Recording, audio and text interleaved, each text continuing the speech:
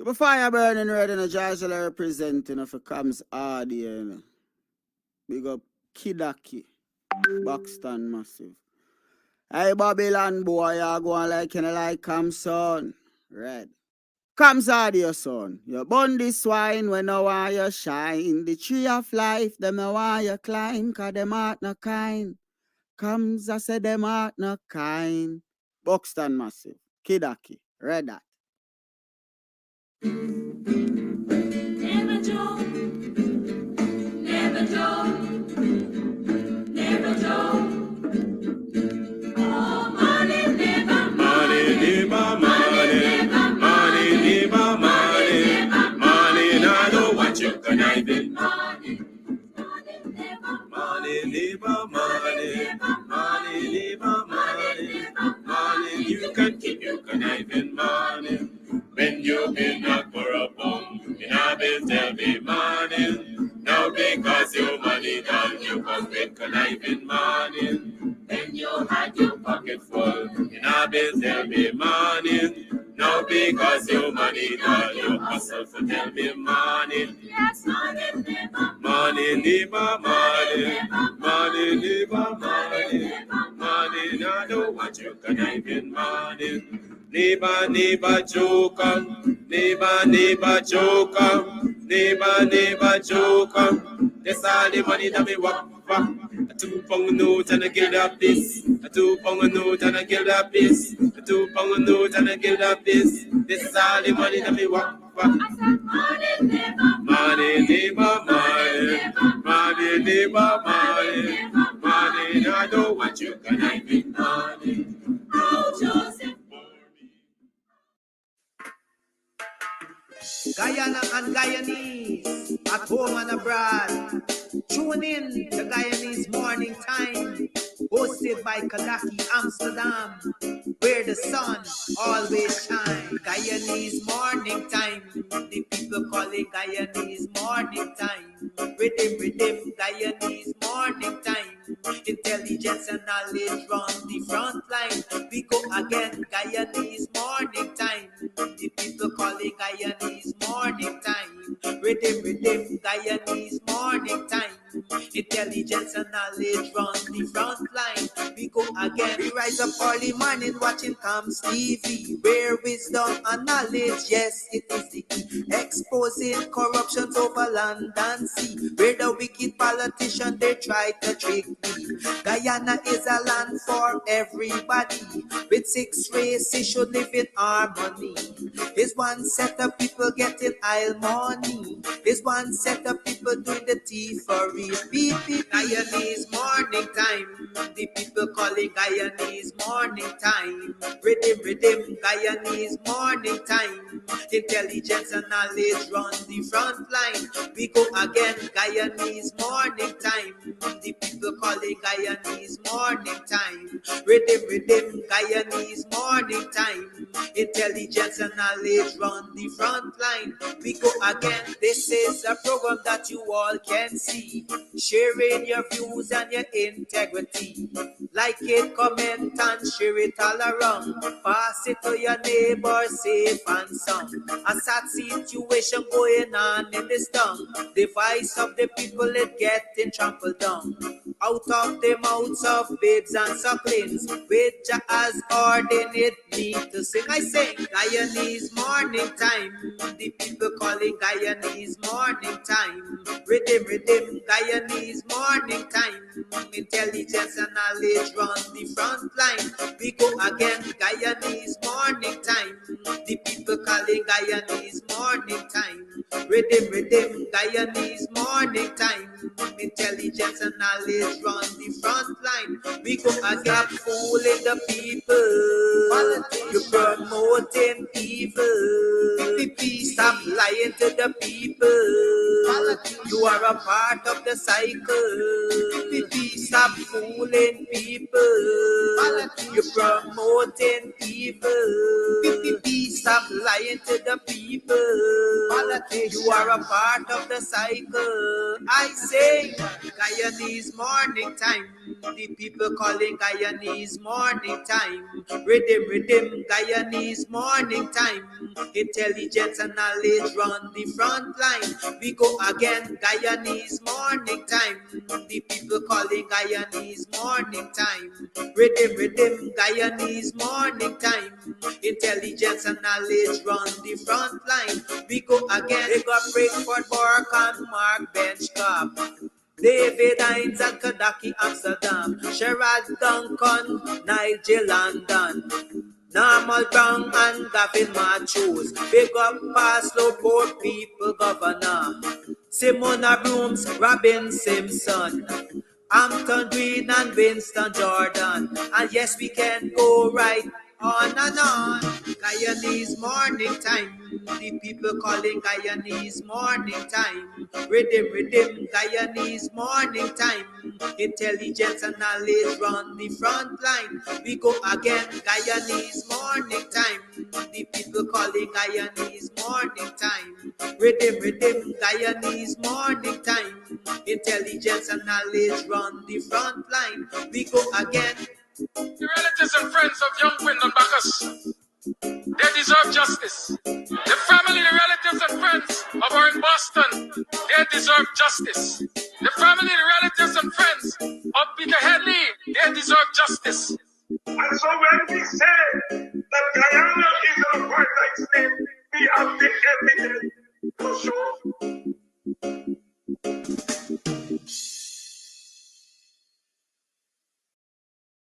You can get meat anywhere, but for the best cuts of chicken, beef, pork, mutton, and lots more, check out T&W Harris Butcher Shop, located in the East Rheinveld Market Meat Section.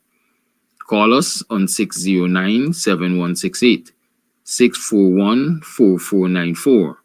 Ask for Rastaman. T&W Harris Butcher Shop, for the best in fresh cut meats and lots more. Comes out your son. You burn this wine when I want you shine. The tree of life, them I want you climb, cause them heart no kind. Comes I say them heart no kind. Buxton Massive, Kidaki, Red Hat. Behaving like them ain't got no feelings. The strike done coming there done. But me slipper still up on the ground. We come far now, we ain't backing down.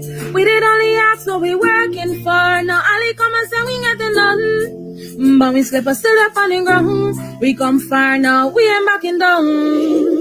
Hey, people, this thing too serious. The liquor better money can't sustain us. You're working for years and you can't buy a car. Every morning is a struggle when you gotta catch bus. Jesus, only you could fix that. Somebody come and tell me why these people going on. So we aisle money, bringing in a reasonable stop. We demanding that you make it right to spend it on. We too young to complain, but salary when my bills done pay, nothing no left back from me.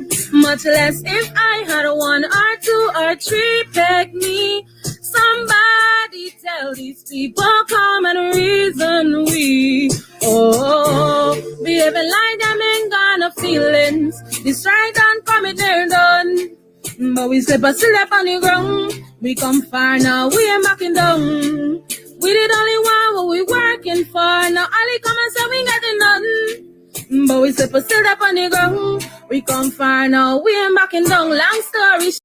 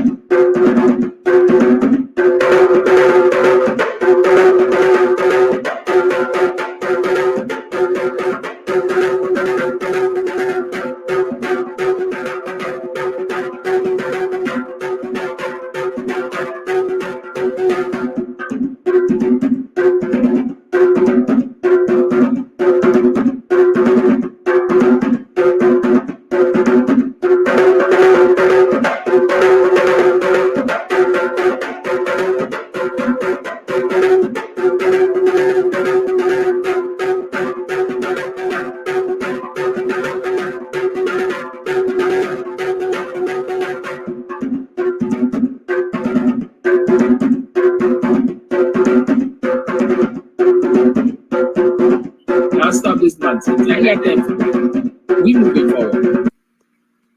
Morning, neighbor, morning. Morning, neighbor, morning.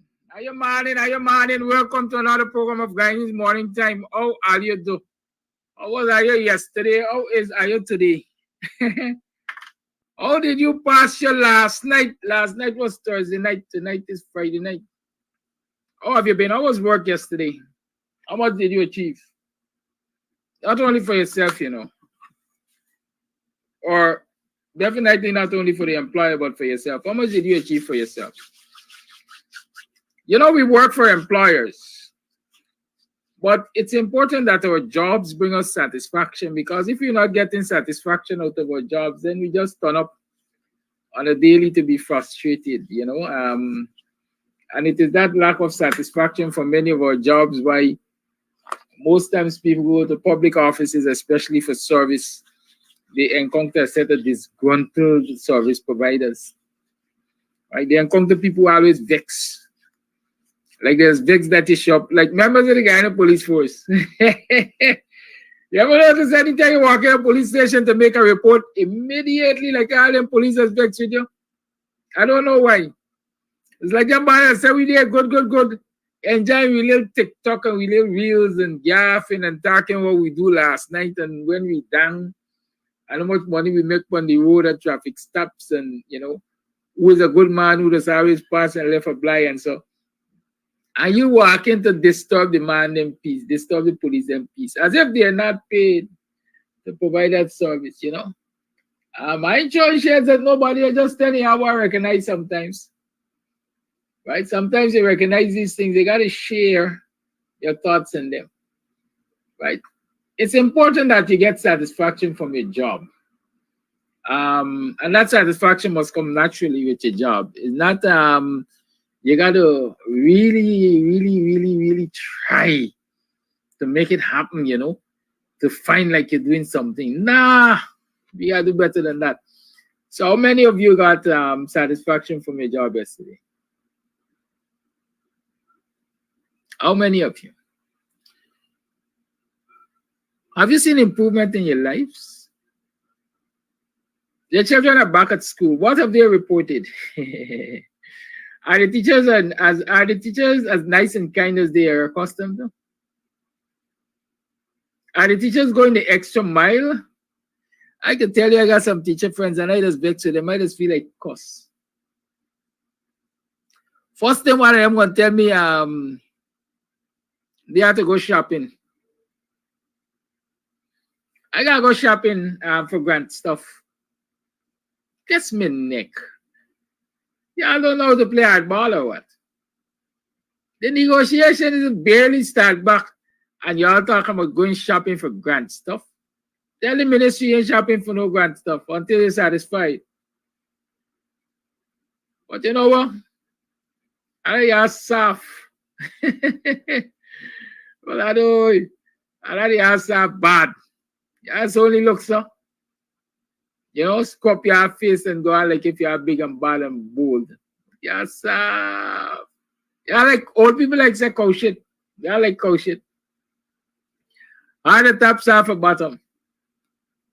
You know, I constantly reflect on that statement Dr. Hines made the other morning when we were talking, and I was insisting that teachers should stick to their terms of employment, their job description. He say you don't want your opponents to go and say David Hines and Kidaki Amsterdam of WP is encouraging teachers to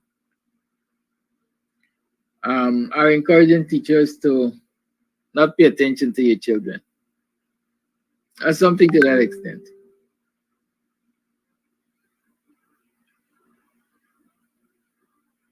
I don't have those fears, you know. I don't have those fears. I speak from the purest of hearts. Right? And my point basically is, it can't always be for the other people or the other person. We're in this together. And if I can't gain, you can't gain neither.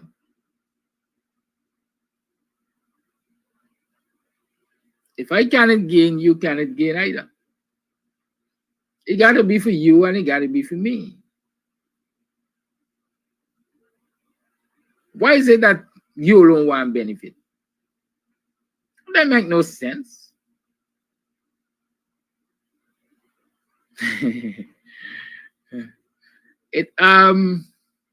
That makes no sense. One, you don't have family to provide for. You alone have children that must be educated.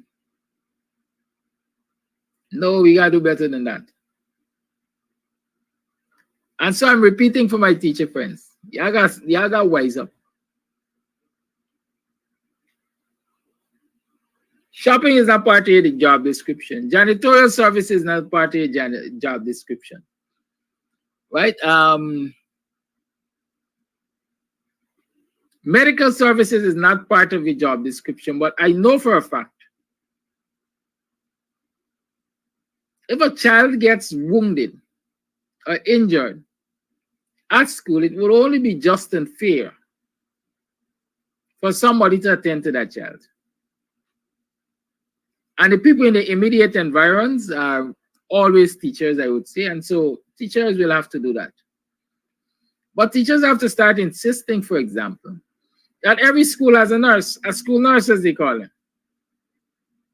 Every school must have a counselor. Teachers are not counselors. Teachers are not social workers. Every school must have a social worker.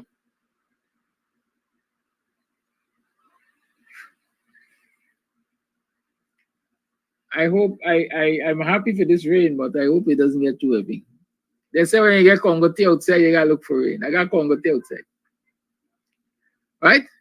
There's some things that teachers definitely, as of now moving forward, must say to the ministry, we are not prepared to do it.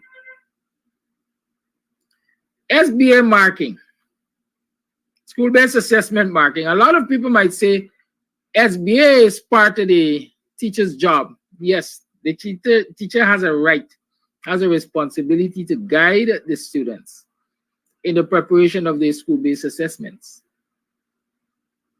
When it comes to marking those school-based assessments, is a separate thing to the classroom work.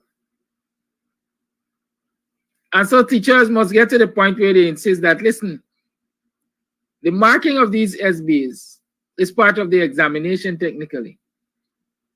And so the Ministry of Education must appoint examiners to mark them. We are not going to mark them, especially given the fact that while teachers were on strike, Sitara Gal and her clique were willing to pay outsiders to mark those SBAs. And so if you could do it while we were on strike, you must do it while we are at work, because it's not our responsibility to mark them. And teachers have to, the union got to be start being really more proactive and stopping the ministry in its tracks. Every time the ministry slips up, the union must take a stand. It is the only way things are going to get better in the teaching profession.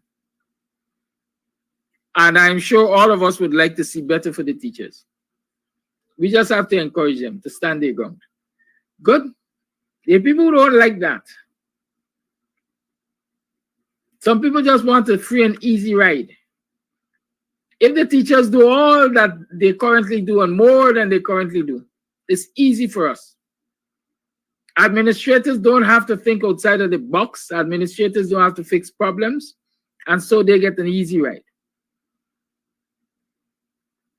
Parents don't have to hold administrators accountable, and so they get an easy ride.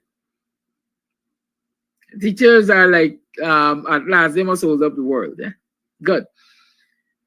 But it's International Women's Day, and so let me wish you all happy International Women's Day, especially our teachers. The teaching profession is dominated by women who are mothers and wives and sisters and aunts and so on. And so big up yourselves, teachers. Big up yourself, women. Take a big up. I should play this song for you. Yeah, I think I should play this song for you. It just came to mind. It's a sentiment I always express. I want you to listen to the words. It's a man's world by James Brown. I want you to really listen to the words.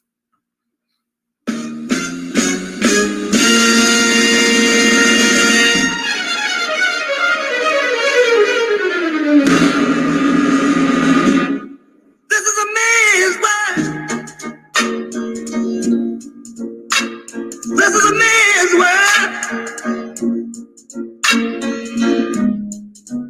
But it wouldn't be nothing. Hello. Nothing without a woman or a girl.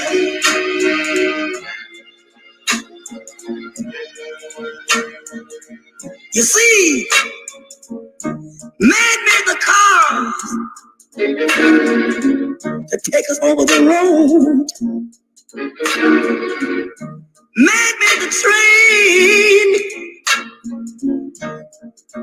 to carry the heavy load. Man made the electrolyte to take us out of the dark. Man made the boat for the water, like Noah made the ark. This is a man's world. But it wouldn't be nothing, not a woman or a girl.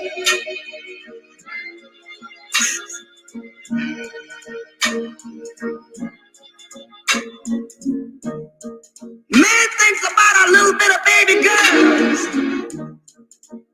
and a baby boys. Man make them happy, cause man make them toys. And after man make everything he can, you know that man makes money to buy from other men. This is a man's world.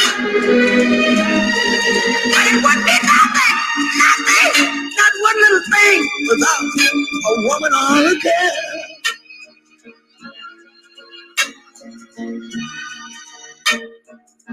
He's lost in the wilderness. He's lost in bitterness. He's lost.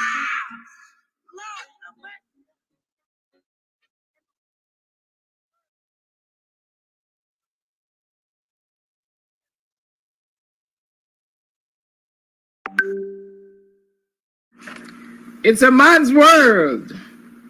But, yeah, that but. What will it be without a woman?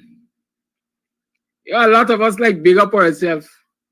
You know, Miss Man all the time, Miss Man in the house, Miss Man, this, Miss that, Miss that, Miss the other. But let the woman go and strike. I ain't cooking. Some of us gonna starve for starve to death. Right? Right? Some of us gonna starve to death. We gonna walk dirty and stink. Oh God, we fear's gonna always be long. Because as I say, when you give a woman money, she gives you more in return. She gives you food, she gives you a comfortable home, she gives you entertainment, she gives you all kinds of things. Right? Anything you give a woman, according to the saying, she multiplies that. And so imagine if you give her a little stress. Right? Big up yourself, sisters. Big up yourself. Big up yourself. Today's your day. I hope you're going to get pampered and so on. Sheena, so there's some artists I really would love to play on the program. I even took a chance just now with James Brown, because the fact is a lot of these people have their music copyrighted. And so when you play the songs, the program gets blocked, especially in Russia. Right? I know for a fact I don't go by the grants, because their music, big as they are, and you have to respect that, it's certainly copyrighted. I know that for a fact. And so I don't go there because I don't want to get bitten. I don't want the program to be blocked. Right? So yes, I would love to play Give Me Hope, Joanna. But the fact is, the viewership is likely to be restricted. And that's not the aim. The aim is for the largest possible number of persons to see the program. Right? So you can call in and sing a karaoke for us. We will certainly appreciate it. Right? Happy International Women's Day. There are lots of women. Sometimes I take the chance of calling names and then I realize, hey, you can't stop. You can't call all of those names, all of those women who have had an impact on your life, because you're going to forget somebody, or you're not going to be able to call somebody, and then you hear, oh yeah, it's past me now. I'm going to teach you a lesson. Right? So respect to all the women.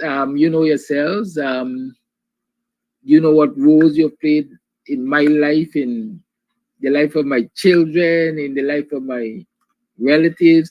You know the roles you play in your own family's lives and so on. Big up yourself. Continue being an inspiration to our people. Our men and boys especially, they really need you. Good? They really need you. A lot of us men are boys, you know. We still children, we still look to our mothers for that support. You want to know how important mothers are? Let some woman out one of them burn head and they run home to mommy complaining, right? And mothers know, they only have to look at your face once and they could tell whether you're a happy soul or not, or you're being tormented. Good? So I wish you all the best today. I hope you get pampered. I hope,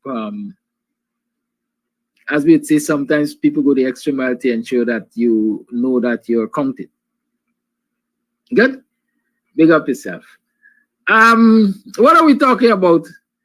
Big up to this particular woman, General Secretary of the Guyana Teachers Union. I must give her a special shout out. It's our moment. It's the GTU's moment. Right? Those negotiations started yesterday at the Ministry of Education. Big teams. I think the Teachers Union had a 13-man team, or the entire negotiation had 13 persons. Whichever one. But it was a big thing going on. It's Free Talk Friday. Let me take this call. I don't mind. Call it live. Yes, Mr. Kadiki. Good morning to you, sir. You know it's not a calling time, right? But it's Free Talk Friday. Take liberty. Oh, no. I thought it was a calling time, sir. It's something they want to raise today. Go ahead. Now, basically, I was speaking about the statement I saw on the APNU wall with Vincent Alexander concerning the election list. That's my problem here. You have something playing in your background, sir. I didn't get you too clearly. You're talking about Alexander and the electoral roll? Yes. Good, all right. I'll talk about that. Good. Yes. So those discussions started. Let's say collective bargaining returned to the table yesterday. And as is expected, I don't know why some people are surprised at certain behavior and certain happenings. Right? The first thing to happen was that there could not have been an agreement on the order of discussions, what is most important and who it is important to, and where should we start and so on. And based on our reports, Saddam Hussein, the chief education officer, imagine the chief education officer asked to be humble to go back to his handlers for instructions, right? As to how to proceed on a simple thing as what the agenda going to look like? How do we handle this proposal?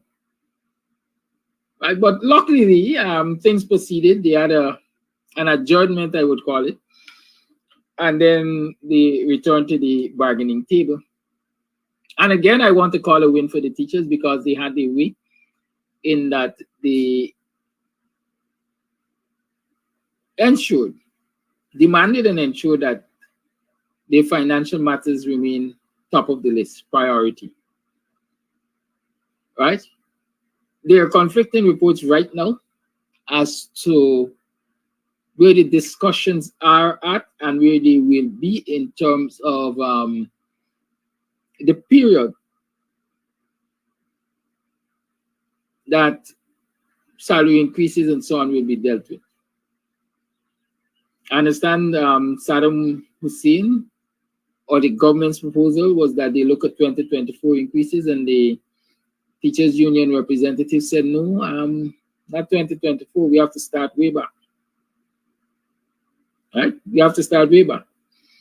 And so the teachers union reported that the final position at the end of the meeting was that they were going to start at 2019 and do 5 years, 2019 to 2023. Right? It means 2019 inclusive. But I'm getting conflicting reports now because the ministry is saying, we didn't agree to that. But what is important is that the process is started. And at the top of the agenda are those very issues which the teachers said they wanted the government to sit and discuss with them, the financial matters. Good. And so congratulations again to the teachers union for having stuck to your guns and ensuring that what is important to you is what is at the top of the agenda. So big up yourself, Coretta McDonald and team. Good? Big up yourself. They're going to meet on the 12th again. Yes, the 12th is the next scheduled meeting of the negotiating teams. And I want to encourage you all to encourage the teachers and continue to watch and see what the happenings will be on the 12th. There are many people they were doubting the sincerity of the government. I have questions about the sincerity of the government too. But like I usually argue, unless it's tried and tested, you can't make pronouncement. A lot of people are saying that, you know, the government is going to continue to use delaying tactics and so on. But I want to say that yesterday, if you were to look at yesterday,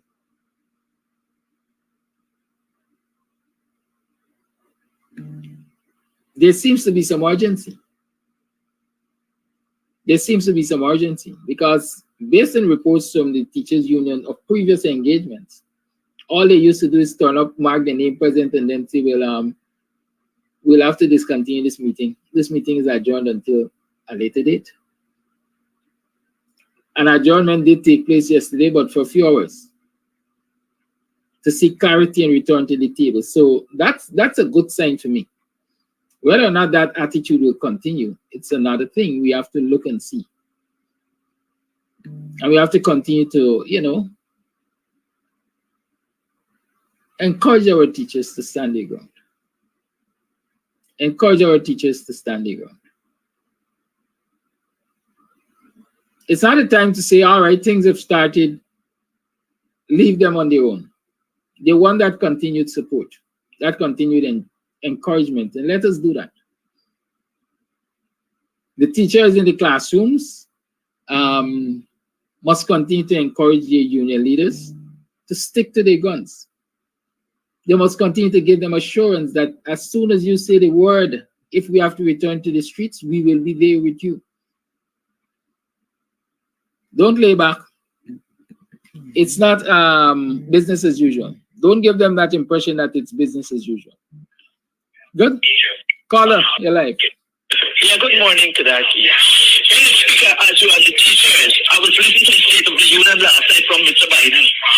The first thing Caller, caller, kindly turn down whatever you're listening to in the background.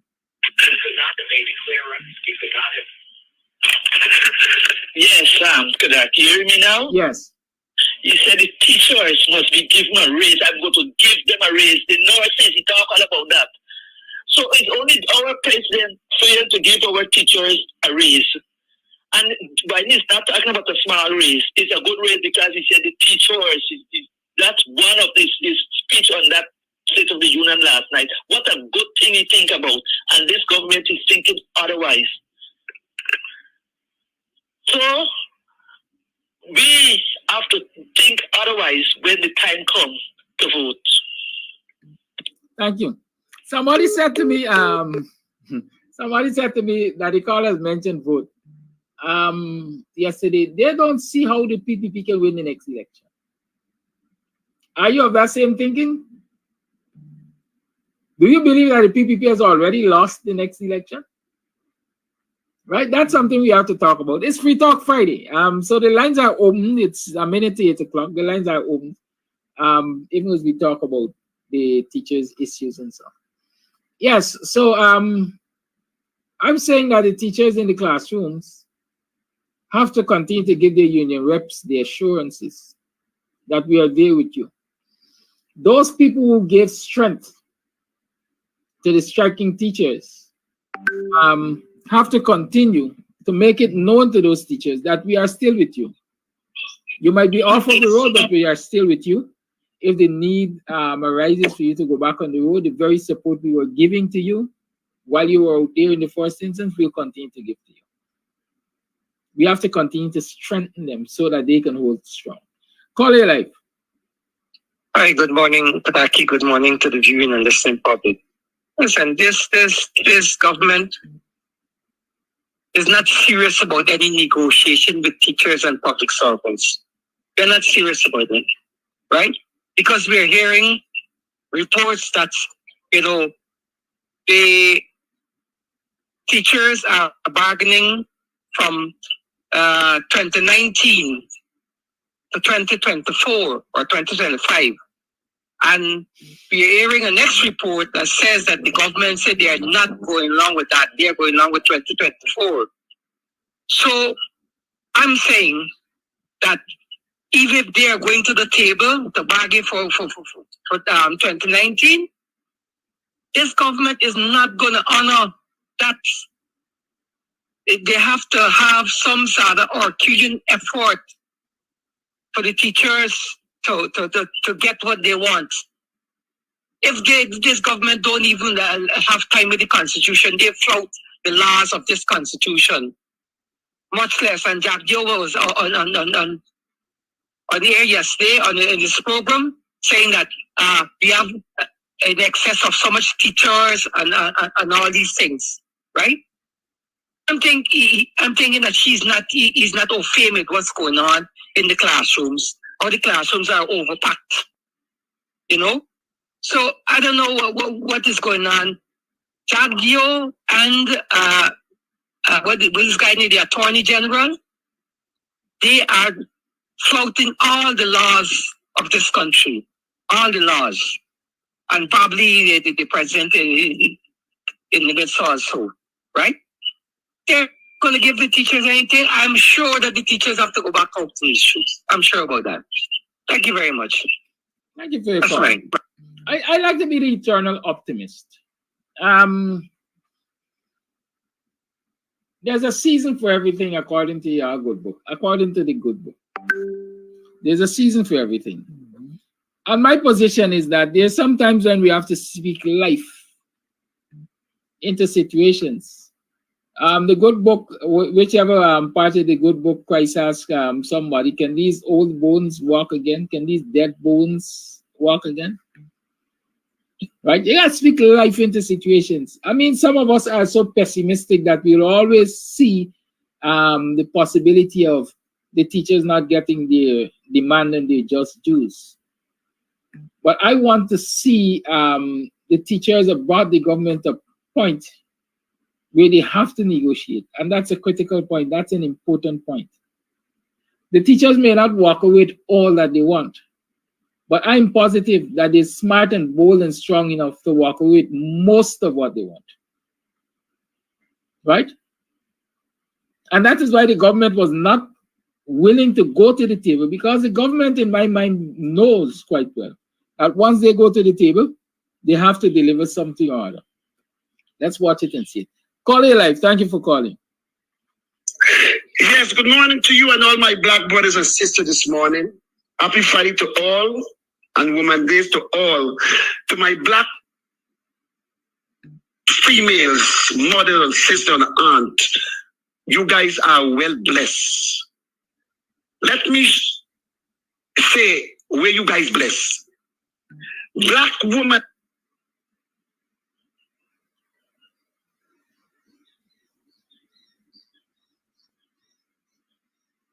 We're losing you there, Flash.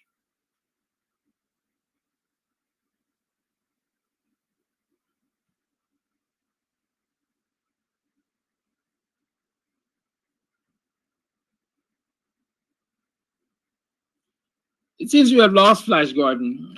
As usual, he's going to come back. Don't worry. Are you there, Flash? Yes. I thought you clicked me off. No. You and your internet problems as usual. The black woman power that God blessed them with, that they could bring any nationality in the world. A black woman could bring a white baby with blue eyes and straight nose. They could bring a Chinese baby with flat nose and small eyes. They could bring an American baby, an Indian baby, name it down the line. That is the power. Women have power today in the world that even God does have to go through them to get message to the husband or to the partner. I'm speaking. When God dreamed one of them wife to tell your husband, don't be part of that. And Jesus over. Let that blood be in your hand. Is a woman God used. God saved, Jesus saved a woman. He said, okay, as Moses law, you guys could go ahead and kill her. It was a woman. But one thing I would mention to you guys, if you don't have no sin, cast the first stone. None of them could not cast the first stone for that woman. So women have a lot of power, and it's time for them to demonstrate that power. Abraham's first child in the world come from a servant, his first child. That's why he got that problem in the Middle East. His two brother problem that. One is covetous, but I wouldn't get into that this morning. But what I wanted to say, I will stand by my word again. The teacher they lost, but let me move on from that. But God said, Flash, he will make Mr. Amsterdam and Miss David know that the teachers lost. I will mention this to you because God did it first and he will do it the second time. When I stand up and said that Mr. Nigel Hughes just represent East Indian people, wicked Kuli people in PPP party because he see that the bank book land from Guyana to Norway. He said, no, Flash, don't say those words about Mr. You. I have great respect for him. God said, okay, Flash, a man that you run shall fight for, shall live for fight another day. I will make sure he know that you was right today. In weeks after, not years or months, weeks after, when that Indian man was accused, that minister from PPP party for rape a little Indian girl, who take the case? Breaking news, Mr. Nigel, you take the case for a rape prime minister from PPP to represent. How Flash God didn't know it? Because breaking news, Mr. Simon Booms and all mother and grandmother and parents and auntie come out for tell him, don't return back case, give back that case, don't take it. And God said, he will make you know that what Flash God said. That the teacher them lost. There's no any history. It didn't happen Bonham time, in Desmond's time, and the Green time, that teachers have to strike to bring out government and the union to sit together. No, the union just always be the messenger when there are problems in a work environment. And let me use the teachers. And teachers have problems with more salary and classroom and all this thing. They would keep it in service with them union. And the union will take a package and take it to the government. And the government must find a day and time to reach with the union. And if they reach that day, the union have to give them the package. Look, this is what affected the teachers, and this is what they say they're going to strike if you don't mean to say it. But sometimes government always play hardball. But then they will say, okay, give us 2 more weeks.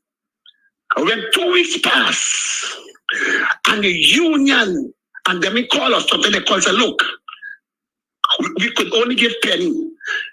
The union have to take back that message to the people that say, look, they could only get penny. They say, no, we want more than penny. Then the strike starts. Okay, next week we're going to strike. That is how strike just operate. Nobody does strike in this world to bring the union and then you get, no.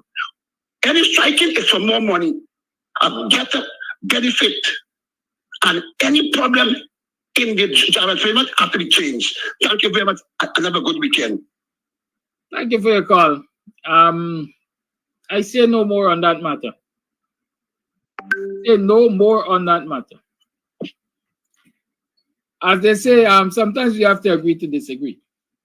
But sometimes we definitely have to agree to disagree. So I was saying that,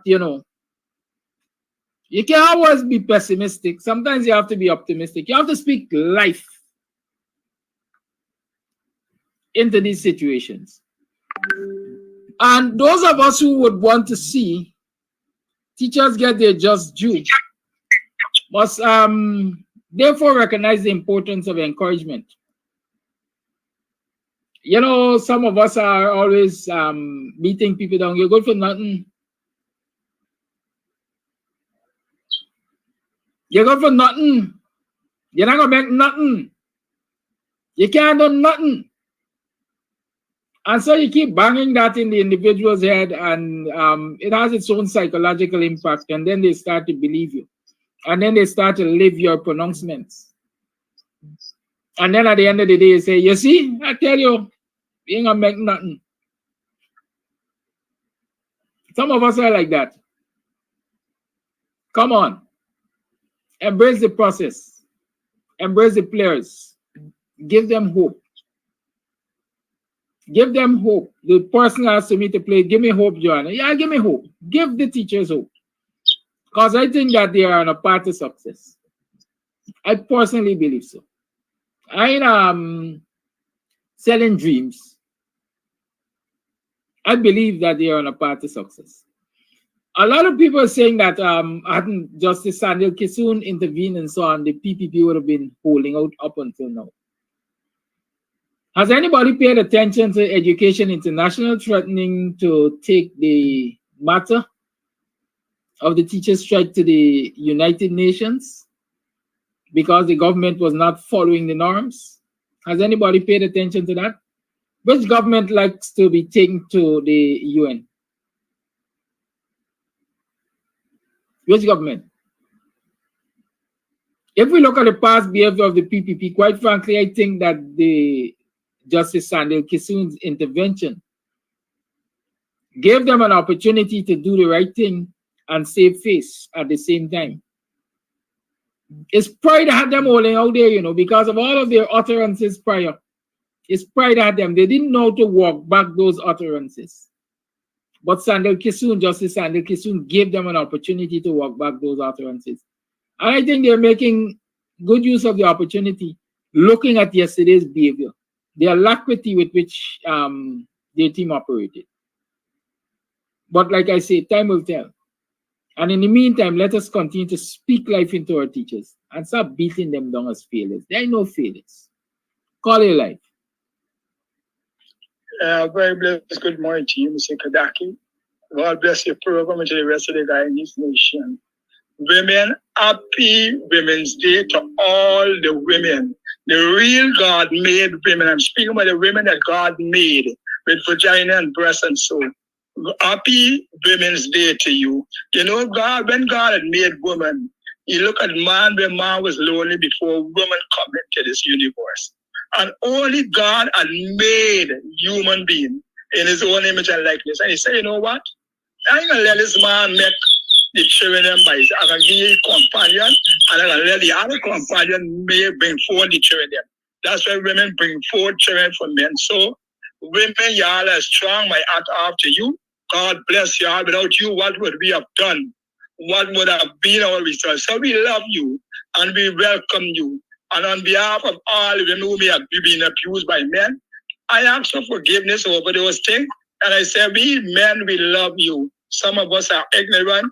Some of us are immature. And Mr. Kadaki said, it's only a man that's be a little boy all the days. You want breast, you want breast. Women don't suck breast all the time. So there's just a little laugh. But anyhow, let's go ahead. Mr. Kadaki and Guyanese, it's a real blessing. They are the teachers. They are not fighting a government. The teachers, they are fighting a kingdom.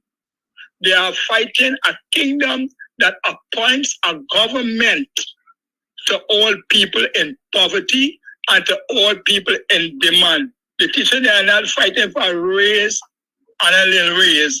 They are fighting for their needs, so their needs can be met. They are fighting for their bread and butter. They are fighting for survival. They are fighting for their children. They are fighting for the nation. They are the cradle that rock this nation. And teachers are so blessed. And thank God. That's how you know when God is in a thing. It begins in the right way. The teachers are the right that chose the mantle. And so the teachers are fighting with a sword. A sword means the word of righteousness. That's how you dismantle spiritual forces. So the teachers are in the right track. But however, there are some monsters that come from the kingdom. When you chop off an ear, the ear jump on back. So you gotta find the battle goes through those procedures. And that is why I'm saying the teachers, congratulations once again to y'all, and continue the battle for this nation and for the citizen of this nation. God bless you all once again. And as I continue to say within the teacher, this Jesus Christ declared this. He said, don't believe I have come to bring peace. This is the King of peace, the Prince of peace. He said, don't think I have come to bring peace. I have come to bring a sword. He was addressing the family structure. He said, I come to bring a sword, which means the word of God. He said to put mothers against daughter, mother-in-law against daughter-in-law, a brother against sister, father against son. It's going to happen. He said, my worst enemy may be a member of his own home circle. So why I'm saying this is to show you kingdoms. You can get 5 children come from same mother, same father, but if the kingdom is different, they will have clashing among the family. Some will stand for right, some will resist it. And that is what is going on. So it's a battle that is taking place. Righteousness over wickedness. And the teachers, they are doing what is right. And they are standing up and fight a just cause. So they are indeed having the victory because God is standing on the side. But the battle will continue. Even if the battle end up back on the road or back in the building, or will end up the battle continue, and the teacher will be standing up for righteousness over wickedness. That is what this nation is blessed with, righteousness. And that is what we are fighting against, the kingdom of darkness. So if this government is representing the kingdom of darkness, Guyanese represent the kingdom of light, righteousness, please. So next election, vote for the kingdom of light. Vote in righteousness and get the kingdom of darkness, oppression of this nation. That is what's going on. Long live the women them. Long live the men. God bless Guyana. Mr. Kadaki, God bless the program. Have a blessed day, my brother. God bless you guys. Thank you for your call. All your life. Morning. Morning, neighbor. Morning. Morning. You know, I'd like to endorse much that you've been saying concerning the teachers, and I'd like to endorse also the caller that just called. I just made his little representation for the teachers, you know, because I would like to say that they have done a remarkable job. Blessed love to all the teachers, all the female teachers, with most of the teachers out there was female, and the males that was out there with them.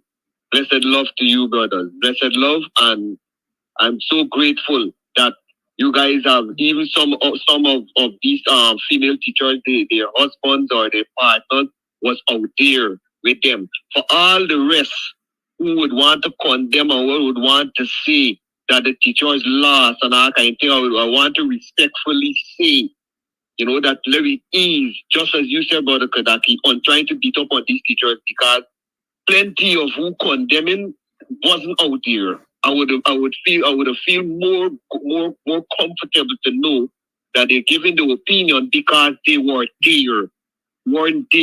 So to come in on the social media to even say you had your disagreement, I think I feel it's only right for you to keep it to yourself than to come in on social media to talk about it when you wasn't there to contribute nothing about it. You wasn't there to contribute nothing. I watched the strike out there, and I could see in some of these women's faces that, you know, you could see it, although they want to, they're willing to carry out the struggle and so on. You could see in them, you could see through them that they got the personal commitments to deal with, and they carrying out a struggle, not knowing what the next day. Plenty of them didn't even prepare for such a long haul.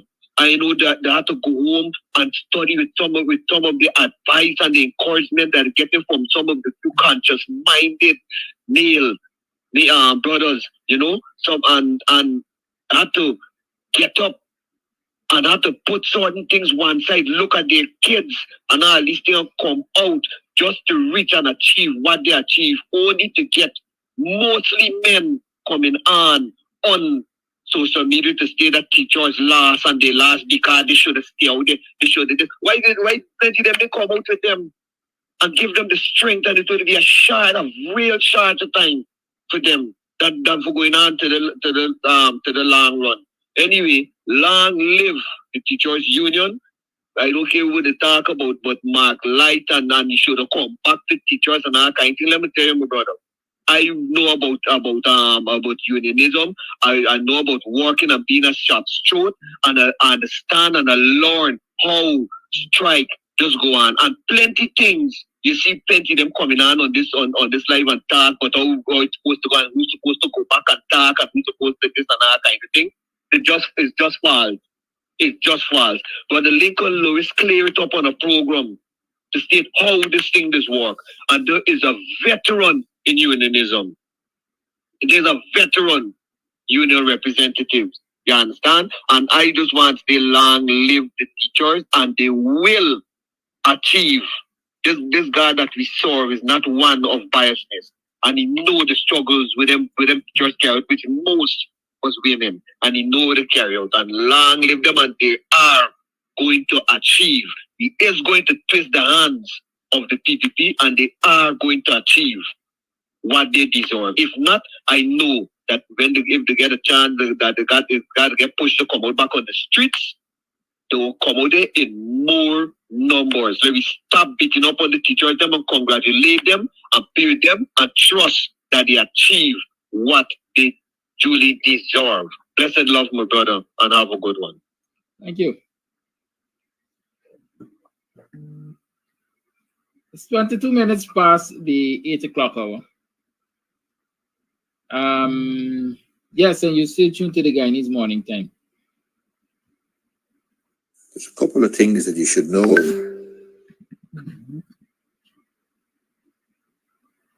Call Live, good morning. Good morning to you, Kadaki, and your listeners. What Flash is talking about is totally correct. In the United States, is a different way of union operates. Here, I was in a union for 15 years. Okay? And when you go on strike, you do not go back on the work line until the union come to agreement, and then they have to take back the agreement to the workers. And if the workers disagree with what the union come to them with, they send them back to go and negotiate back with the owners before they go forward. And I was a superintendent for a high-rise building. So I know what Flash is talking about, American style of union. So he's not wrong. Thank you and goodbye. Thank you. I'm particularly happy for the differentiation, or let me say the differentiation there. We're talking about Guyana. I can't tell you about unionism in the US, how it operates.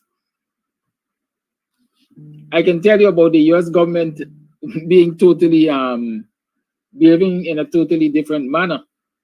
So the Guyanese government behave. Joe Biden had joined the unions on the protest line. Hell will freeze over before you see any PPP representative on the protest line with unions. And you have to understand the difference here. Let me say this. The difference here is that the American economy, and I'm putting myself out on a limb, is driven by private sector. It's driven by private sector. So a lot of the union activities are usually, quote unquote, against the private sector. In this society, government dominates the economy. Or governments are the government is the major employer of people in this economy.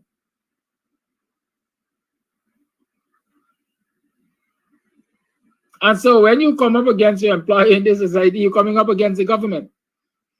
And so while in the US, the Department of Labor is the Department of Labor, in Ghana, the Department of Labor is an arm of the PPP. Good.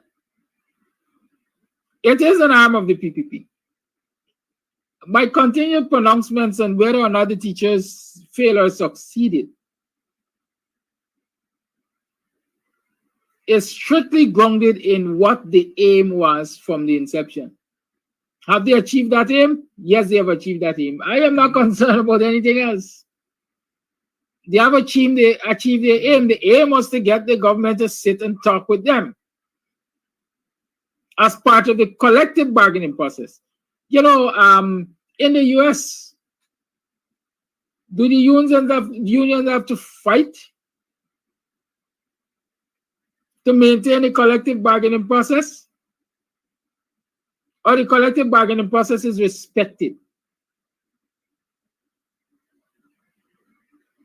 Sometimes we, like I keep saying, context is what we need to have. Context, context, context. And if we look at the situation in its strict context of what the teachers and the union set out to do in the first instance, there's no way we can fairly say that they have lost. And that's my point. Good. Last night was State of the Union address. Biden did State of the Union address. Well, last year, do you even get State of the Union or State of the country, State of the economy addresses from this government? Save and except when they spend 6 hours trying to butter you up for the budget presentation. And that is one of the criticisms a lot of people make against overseas-based Guyanese. Sometimes they don't relate to what really and truly exists here and what we really are dealing with here. In the context of the US economy and labor,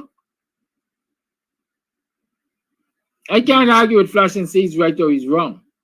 But in the context of the Guyana economy and labor and governance style, I can say that he's calling it wrong.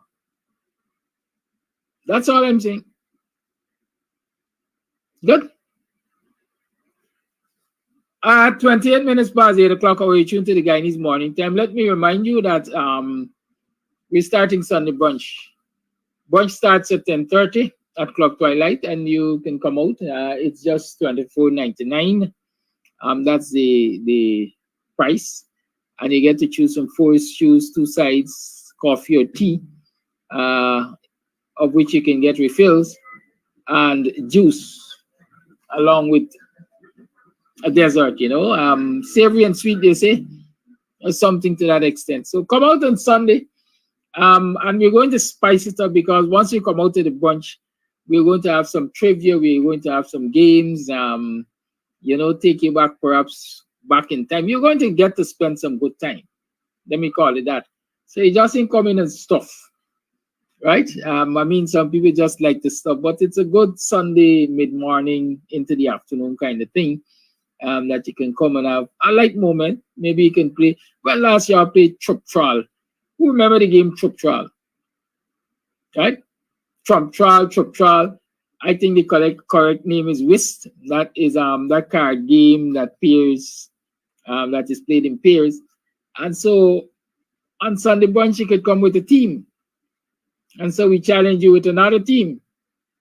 You know, just spend some time having some fun. So you can come down to Club Twilight this Sunday from 10:30 and enjoy what's on the table, what's on the offering, and share some good social time too. Right? 622-5933 is the number to call. You tune to the Guyanese morning time. Let me see if there is any voice note.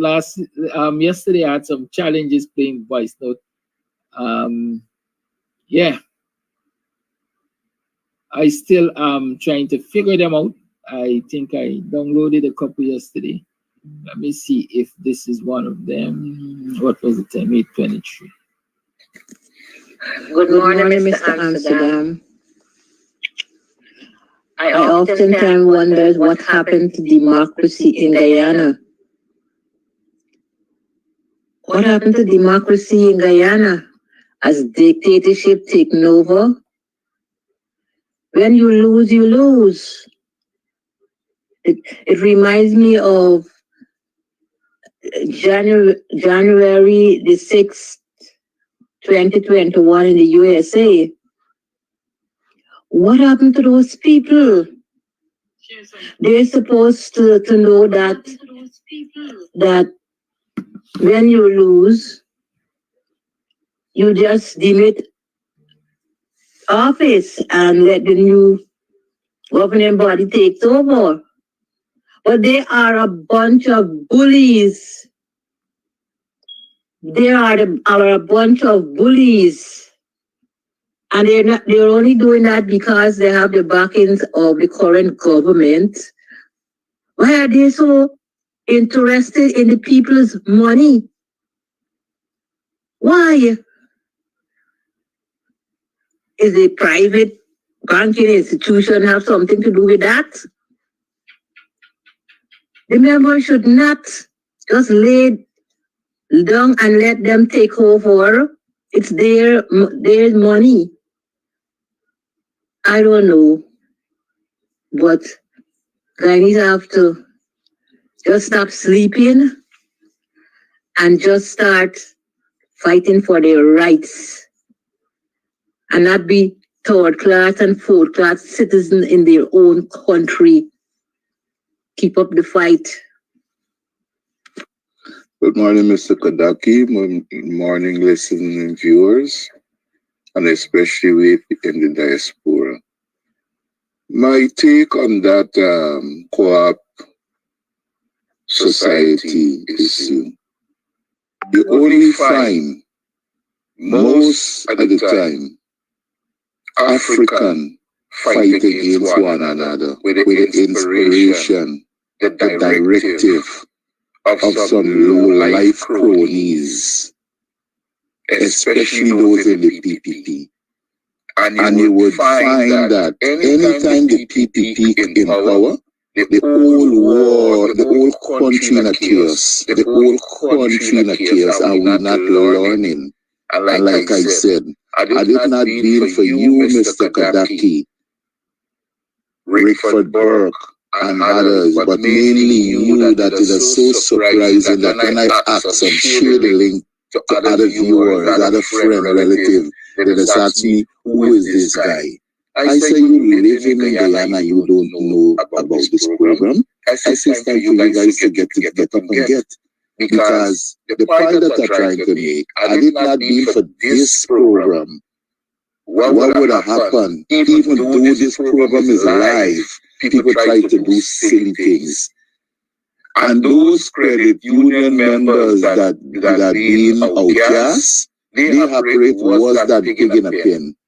We used to mind pig when it's food time, they bite one another, some of them even break away the pen and get away.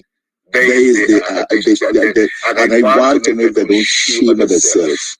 What they can tell the kids, and I'm looking forward, I'm looking forward, my ears open and my eyes to see charges pressed against them. Because the court is making some headway in the way now that they've been recognized. And those who covering for the wicked PPP, they must know it's time for them to quit that behavior.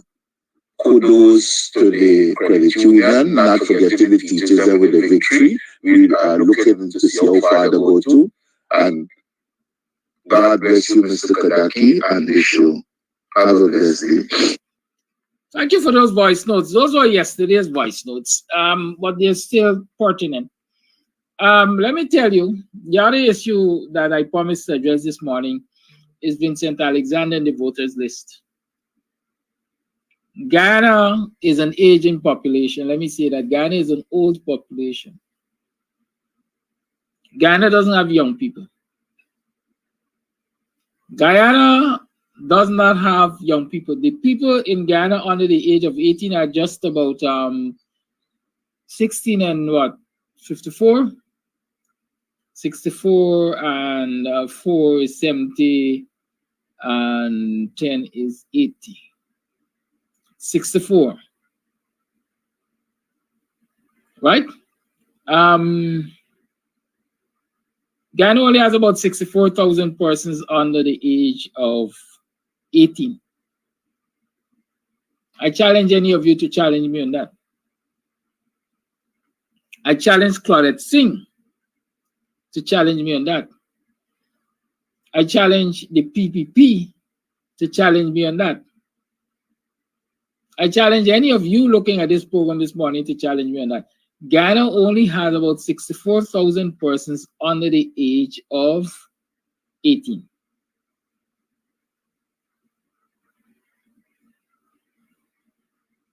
Any of you would like to challenge me on that? Because if I'm to go with the voter roll, Vincent Alexander said to us that the voters list is now 706,000 persons. 706,439 persons are now on the voters list. Now, if you look at Guyana, where you hear constantly the population is about 780,000 persons, right? Then you would know that something has to be wrong. Because if you have a population of 780,000 persons, and of that population, 706,439 are adults, right? Are above the age of 18, then you only have about 73,561 persons who are below the age of 18. But your school population is estimated to be about 200,000 persons. That alone should tell you that something is woefully wrong with the numbers at GCOM. Paul Live, good morning. Hello. Yes, good morning, Mr. Amsterdam. Good morning, all Guyanese and everyone in the Guyanese diaspora.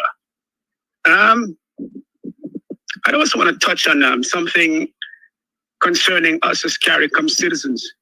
I agree with what most of the people have said concerning Guyana. I want to talk about Haiti. Reason why I want to talk about Haiti, because what's happening in Haiti, see, today it could be Haiti, tomorrow it could be Guyana. That's one reason. Secondly, Haiti is a CARICOM nation. It's our sister country.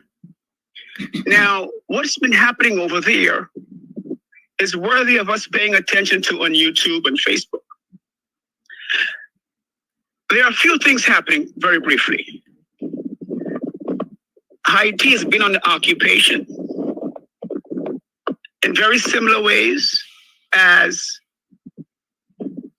Palestine has been under occupation and African countries have been under occupation. And there are different types of occupation. I said recently in 2004, Haiti has been under a part of Haiti's constitutional has been put on pause. And as a result of that, they have been manipulated by core group countries. A few countries have been deciding who will be prime minister, who will be president. They thought that will calm things down. What those core groups have been doing, they have been manipulating the society. For some reason, they just don't want Haiti to remain calm and civil. So there's always interference, as we see happening in Guyana recently with regime change and a no confidence vote. So a very, very similar case that is happening in Guyana on a lower level is also happening in Haiti and a lot of countries around the world. Also being attempted in Venezuela. Now, there are a few things coming out of Haiti. There are people who are being killed, kidnapped, and raped as a result of turmoil caused over the last 25 years by outside forces. So quite naturally, any drowning man will grab at any straw. So you've got people calling for outside intervention. Naturally, your house is burning down, you're going to call for the fireman. But the problem with the fireman is that the fireman wants to come into Haiti, he wants to out the fire, and then he wants to set up his own fire station so that he can decide who will be senator, who will be president, and then the problem continues. The people never get the chance to govern their own country. So there is a part of Haiti that's saying, look, we want international help. And there's another part that's saying they don't want any more international help because the international help are the ones who've been causing the problem after they come to out the fire. So there is a voice of Jimmy Says Yeah, famously known as Barbecue. A lot of people are saying he's a bad man. And then a lot of people who said he was a bad man are now saying he is the one who's trying to save the people and give Haiti a chance so they can determine their own self-determination. What is self-determination? Your right to decide your own destiny in your own country. So that is a cry of a segment of Haitians that's been covered over by CNN, BBC. CNN and BBC are busy trying to paint Mr. Barbecue as though he's a Bin Laden or a Saddam Hussein, just so they could come and crush him and crush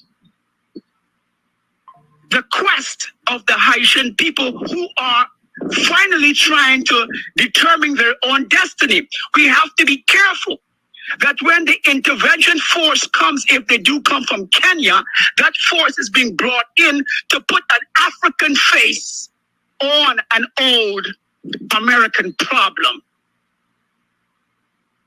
So it's a kind of cut and cover. So they're going to bring Africans to kill Africans in Haiti and then blame it on the CARICOM in Africa. Because as you noticed, if we notice, over the last 40 years, America has been causing mischief in Haiti. Am I wrong or right? From Papa Doc Duvalier to his son, Baby Doc. They overthrow. Morning, neighbor, morning. Morning, are you morning? Welcome to another program of Guyanese Morning Time. I am your host, Kidaki Amsterdam. It is 7 hours 30 on the 11th day of March in the year 2024. Welcome to the program. How you been? How was your weekend? How much fun you had at Buxton Mash? Hey. The more things change, the more they remain the same. Morning, are you morning? I hope I make some money over the weekend. I hope Buxton people made a lot of money because a lot of people were in Buxton over the last weekend, starting Friday. Sometimes I wonder where Guyanese, especially our young people, get the kind of money from to down from Friday till Sunday. Right? Where you get money from to fed from Friday till Sunday, unless you're taking turns, one group Friday, one group Saturday, one group Sunday. But the crowds were consistently large in Buxton. I hope Buxtonians have planned. I hope they were able to plan for this event, and I hope that they will be planning for future events so that they can really capitalize. See opportunities to making money and make money. Right? I couldn't do that. And I don't see myself being able to do that in the near future because of the life I've chosen. I chose politics. I chose to be critical of this government. This government chose to put people on my tail to threaten my life. And so I have to be very, very careful of how I move, when I move, where I go, and so on. So for the last 3 years or so, I couldn't afford to be in crowds. I still can't afford to be in crowds.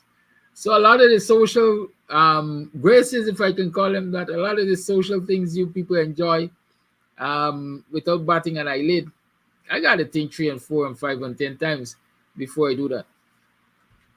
Ever so often I mention that I have a business parked on my bridge. Chefs, a mobile restaurant, because of that very choice I made. It's not regret. I'm not regretting it. I don't live in regret. I embrace my experiences. Good. But I dare say if you were entrepreneurial and you knew of what was coming up in Buxton for the last weekend, then you should have positioned yourself to really capitalize on it and make some money, especially if you're Buxtonian. It's a burning shame, right? It's a burning shame for millions of dollars to pass through your community and you can't capitalize on it. Good? That's a fact. It's also a burning shame for billions, hundreds of billions of dollars to be passing through your country and you can't capitalize on it.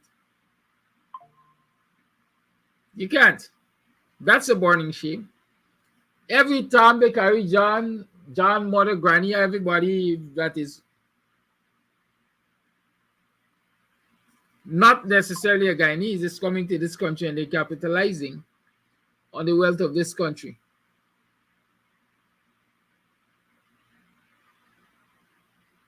and they're building back home. While those of us who are Guyanese are sitting here, some of us have ideas,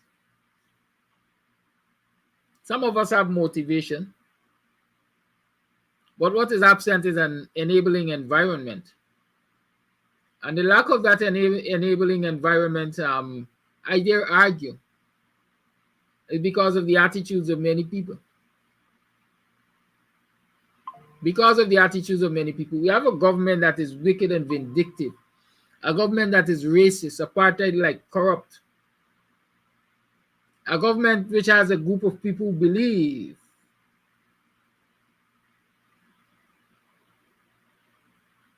that only they have a right to benefit from the resources of this country.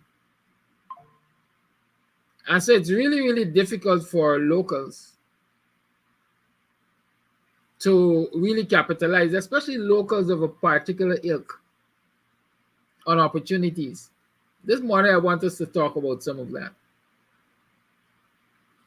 You see, it's my view that the PPP operatives do not make it easy for Guyanese at home, especially Guyanese of a particular ilk at home, to do business with the government or in this economy, because they won't be able to get their cut, or if they demand their cut, then it is easy for word to get around that they are demanding their cuts. I know in previous PPP government, you had people known as the 10% man, 20% man, and so on and so forth. Under the coalition government, they had some 10% men also. And a lot of these folks rather do business with foreigners than locals. Because when they do business with foreigners, like Jagdio and Sue, according to the Vice News report, when they do business with foreigners, then it's better or it's easier for them to keep their cover. But when they do business with locals, everybody knows somebody. And so it's likely that the skeleton will be exposed. But I dare argue, and I will continue to argue, that Guyanese must work together, must come together, must put aside the differences of race and ethnicity and religion and culture and so on, and band themselves together as Guyanese, as a people, one nation, one destiny, and run these crazy thieving ballheads out of town and create a new era. We must have a dawning of a new era where everybody gets a fair chance at participating on a level playing field in this country.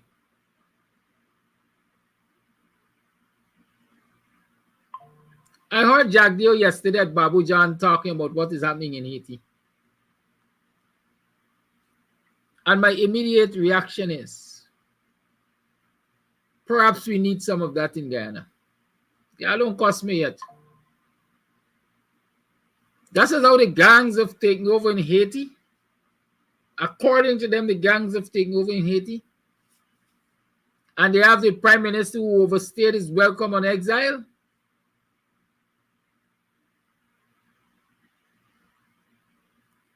Citizens in this country need to band themselves together and run some people out so that they too can be on exile. Because some people are simply not good for this country. And it might sound far-fetched, but if we continue to allow the operatives within the PPP to continue to behave the way they behave with the resources of this country, we're not far from Haiti. We're not far from Haiti. You talk about the resource curse, we certainly will be living it. A lot of people have been talking, and the PPP has been talking a whole lot over the years. They got approval for this loan and that loan and the other loan and the next loan.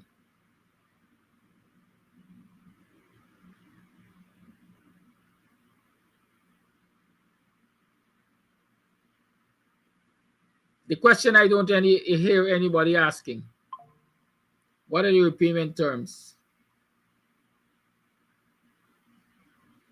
How do these loans and the repayment terms affect our balance sheet? The national balance sheet. You see, if your borrowings exceed and far exceed your income, then you're in a deficit, you're broke, you're living above your means. So are we living above our means in Guyana? Nobody's asking that question. And I rather suspect that we're living above our means. And unless we stand as a people and pull the PPP in for fitness, this is going to continue to happen when we wake up one morning and come to realize, hey, we were once rich, at least in resources. At least in resources. I want you to consider that. Now let me talk about the attitude of the PPP to people not benefiting from the resources, especially one set of people. I see a lot of you. It's funny how I talk about things on Camp Stephen. Sometimes people seem not to pay attention. And then when it happens, or when it, as we said, broke out, everybody just jump up high and low. A couple of weeks ago, I mentioned that Hickins and Butas,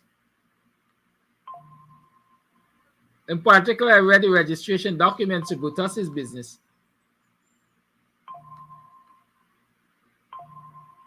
Right? I mentioned that these senior policemen were about to get into business.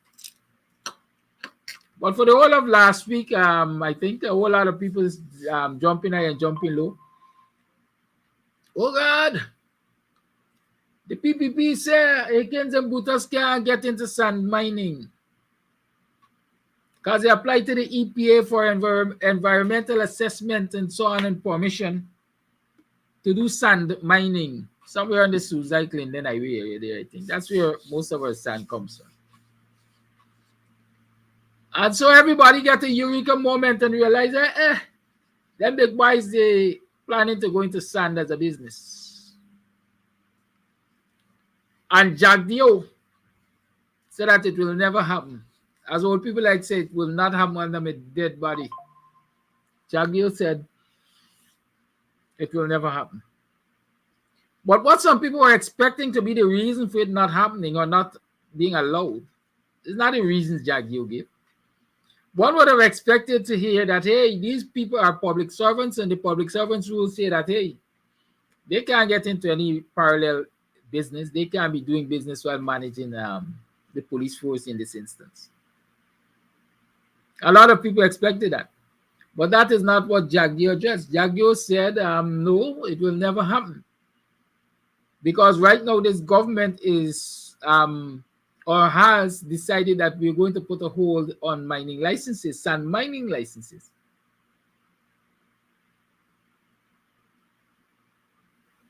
Because we have a different developmental focus. We want to create living spaces, let me call it that, in those areas. And so we are going to put a hold, we have decided to put a hold on the issuance of sand mining licenses. Let me say this to you, and I'm saying it without fear of successful contradiction. Jack Dio's pronouncement on the application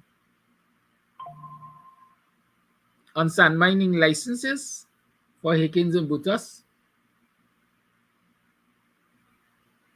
is not a pronouncement on sand mining licenses for Hickins and Butas. It is a pronouncement on sand mining licenses and other economic opportunities for Black people. Put it in your pipe and smoke it for black people. And I will analyze that for you so you get an understanding of what I'm talking about.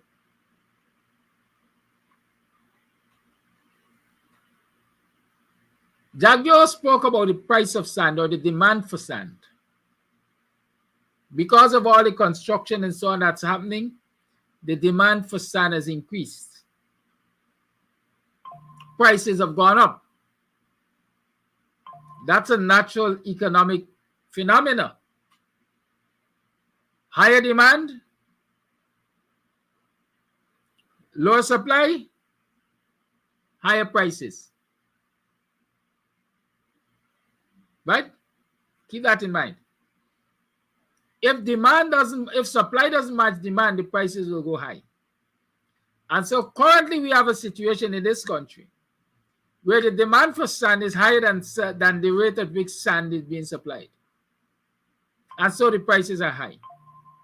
Who are the people in the sand mining business that are currently benefiting from these high prices?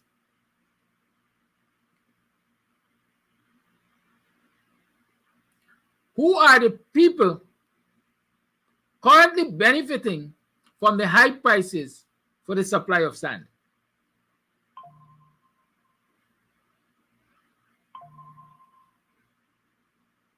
Y'all want to read and spell for y'all? Who are the majority owners of sand trucks in this country?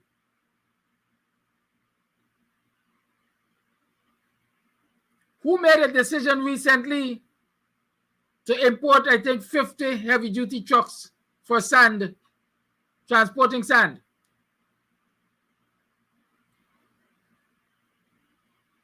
Do you remember recently Sheriff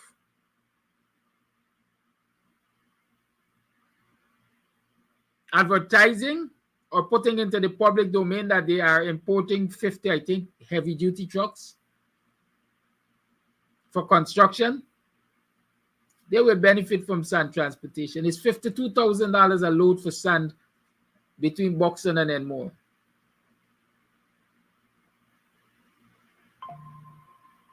Who are the majority of sand truck owners?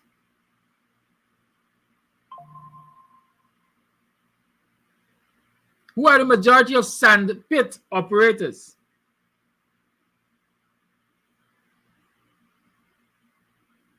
Right? I'm not blaming these people for owning these things. I've always said to my people, and I say it publicly and I say it privately, if you want to know where money is in this society, follow the East Indians. You want to know where money is in this society, follow Indo-Guyanese.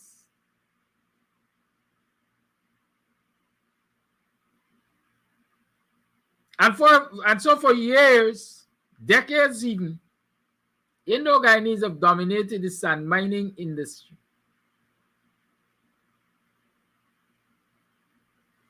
And now with the construction boom, they are really, really, really reaping benefits. Who said black people must be allowed to go in there and reap similar benefits or disrupt the status quo? No Hickins and Butas. Y'all too black. No black people. Y'all too black to be allowed entry into the sand and quarrying business in this country. So this is not a pronouncement on Hickins and Butas. This is a pronouncement on black people. We will not allow you to enter into this business because y'all are always slow. Y'all always, when we are ahead, y'all playing catch up. And in this instance, we're going to ensure y'all can't catch up. This is not a nowadays policy or philosophy. The colonials did it. Black people couldn't get into certain trade, certain economic activities in the society. That was reserved for Portuguese imports and Indian retail and so on and so forth. Black people couldn't get into that. So by the time black people were catching up or were allowed to enter into those sectors, the other people were way ahead of them. And so they became uncompetitive. They couldn't compete. That is what is happening in the sand mining business right now. And while it puts glaringly to the public the wicked and discriminatory nature of the PPP, it also puts glaringly to the public, if you were to look, the weakness of black leadership. The weakness of black leadership. And I know some people are not going to be pleased this morning, but I will address it. There is weakness. And there has always been weakness among our black leaders because of selfishness.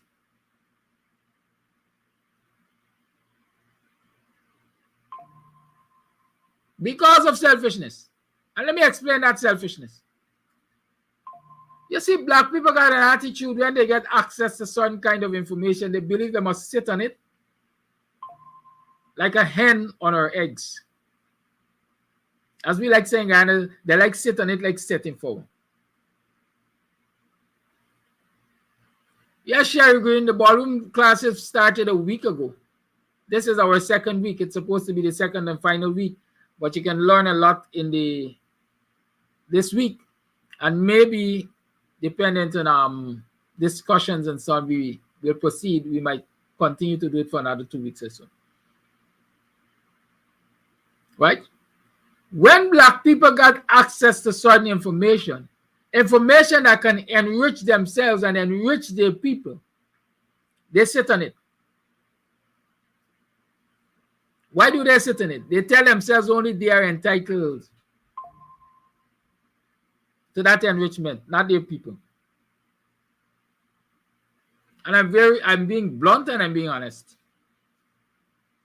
I know because I've seen the records. I have seen the records. I know of black brothers and sisters who have been in positions of leadership and power and authority and had access to information that can empower black people. But what they did, they tried to control it all for themselves. And maybe a few friends and favorites, like the PPP is doing. When there were enough, as far as I'm concerned, to go all around every corner of Guyana to empower every black man,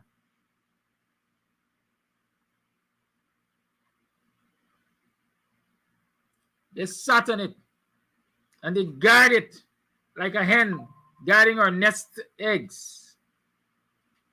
And then when the rug got pulled from under the feet, they lose it. Their people lose opportunities, and all we poor as us.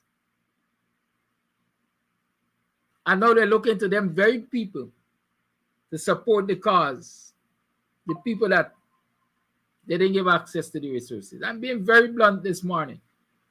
Who don't like it, lump it. I got a list. I am sure I can go into that list now. And I can tell you all who got land where.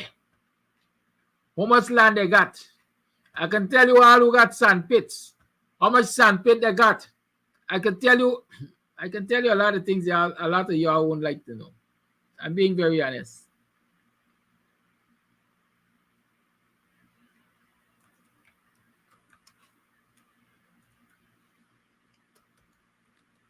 Right? I'm being very honest. A lot of you will not like to know a lot of things that I know. A lot of the folks that, masquerade, let me call it that, as having black people's interests at heart, they only got their own interests at heart. I don't care if you have eggs this morning. They only got their own interests at heart.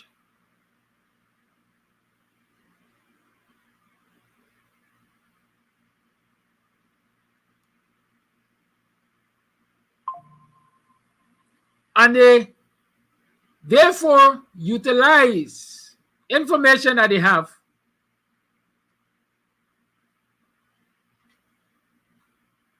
to keep a lot of us enslaved. I can't use it. They can't find a better word right now. Enslaved.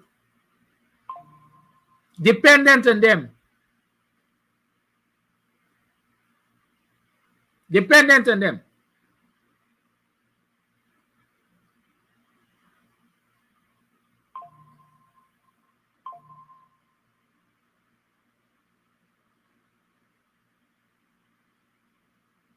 But that attitude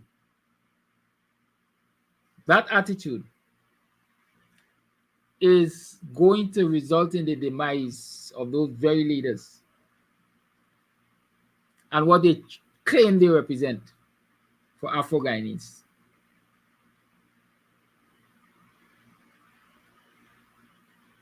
When it comes to black people and black people business, black leaders, you gotta jump through some needle eyes to get them to do what some of us consider the obvious, to right the wrongs in the society.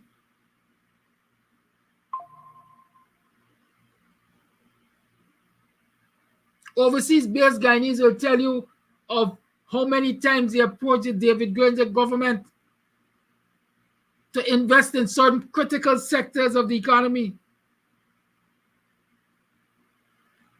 and how much push around the David Granger operatives gave them. I can't say David Granger because for most times David Granger had a hands-off approach to government and the what should I call it, the entities of government. If it had to do with finance, you go to finance and deal with it. Home affairs, you deal with home affairs. Industry and commerce, you deal with industry and commerce. I'm not putting my hand on that. I have ministers to deal with it.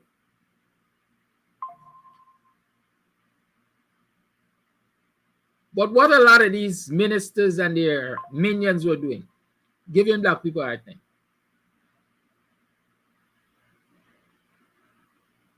Giving black people a hard time. Are you telling me? Are you telling me? And I called in Trevor Ben this morning. Morning, Trevor Ben, because Trevor Ben was commissioner at Lands and Survey.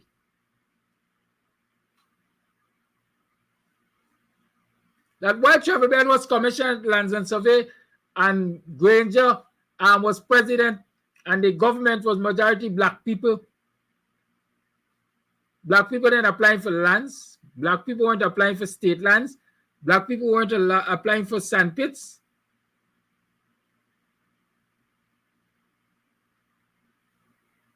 How many were granted? How many were granted?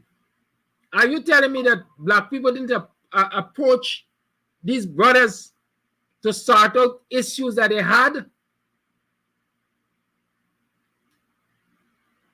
with lands that they had already acquired as state leases and so on? Or lands that they were trying to acquire as state leases? How much alacrity did we act with to sort these things out for our brothers, our sisters, our people? I got a long list of people who own what, especially in that Suicide Clinton Highway area where the government has a lot of state lands and so on that were leases and things. And if I were to look at the amount of leases given out under the Granger administration compared to what were given out under the PPP administration, I can't conclude anything other than we dropped the ball. We dropped the ball. Who is this now? Why y'all want to call me sorry? What's your trouble? How may I help you? Good morning.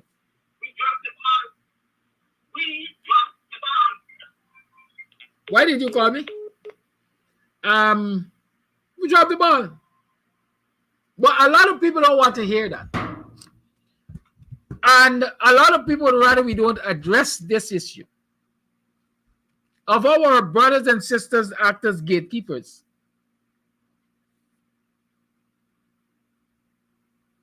and fail in their gatekeeping to empower their people.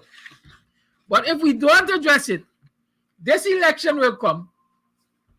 Hopefully we can get them back into power, and we can be in the same ship, sailing to the same edge that we've gone over so many times.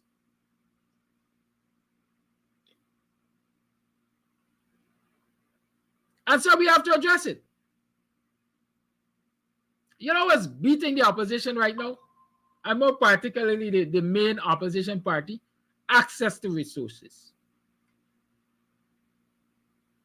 And why should you have that kind of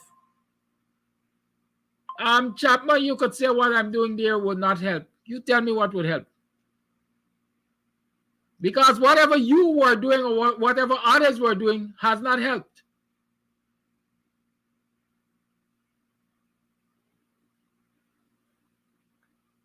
For too long, we have handled our leaders with kids' gloves. We always petting them up. When we gonna stop petting them up? For too long, we got old men and women, no disrespect for age,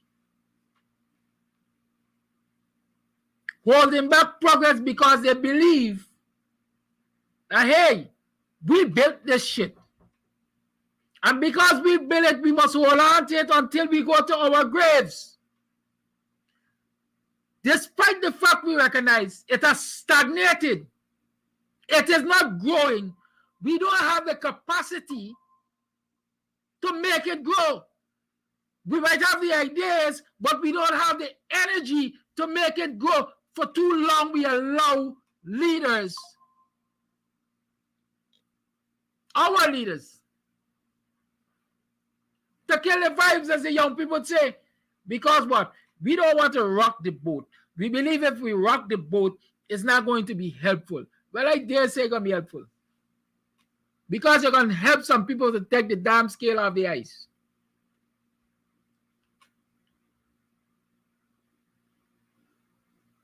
Why is it we got to get leaders who sit in office and enjoy, quote unquote, the sweet of the struggle of the people for 5 years? Or 3 years? And then when the boots, the shoe change feet, they rock back until the time come for them to get the opportunity to go back into that office to enjoy the suite. Then they remember, hey, we got a whole mass of poor people out there who we gonna ask to struggle for us. Talk to me.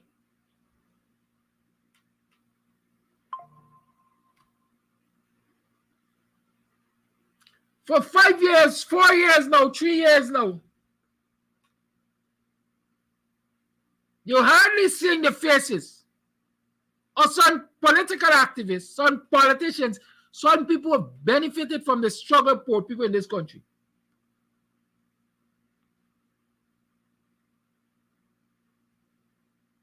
But announce elections tomorrow, you're going to see all of them on a list to be elected to the National Assembly. On the backs of poor people. On the backs of people that they fail to empower. On the backs of people that they give the royal runaround.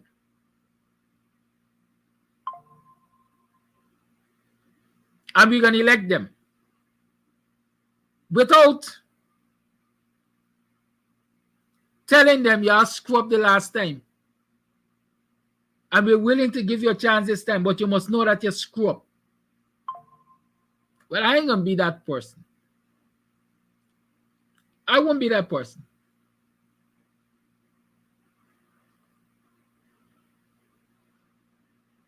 Some of us, we just got to speak truth. I tell you, when I come here in the mornings, I come with a pure heart. All I do is come to speak truth, address issues. Sometimes I don't get it right. I'm not the custodian of all knowledge.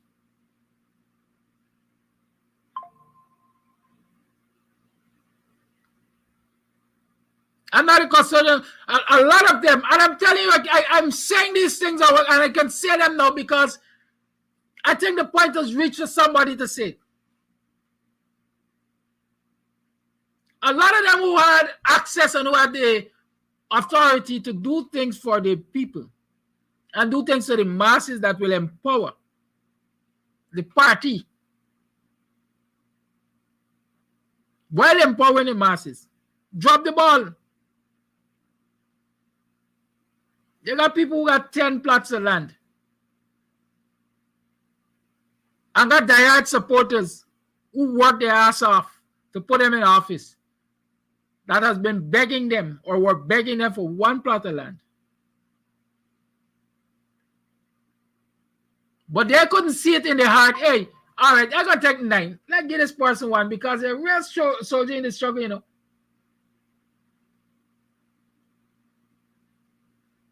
This is a real soldier, you know. Let me give you a piece of land. At least we're going to empower you. We're going to take 8. But nobody wants to talk about that. I want it to stay quiet. For them to go back and make the same mistakes.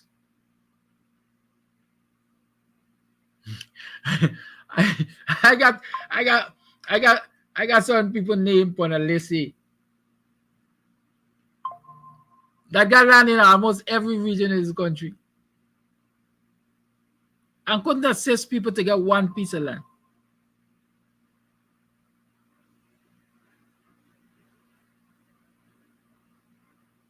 Over the weekend, I was reflecting on a situation personal to me. A situation personal to me.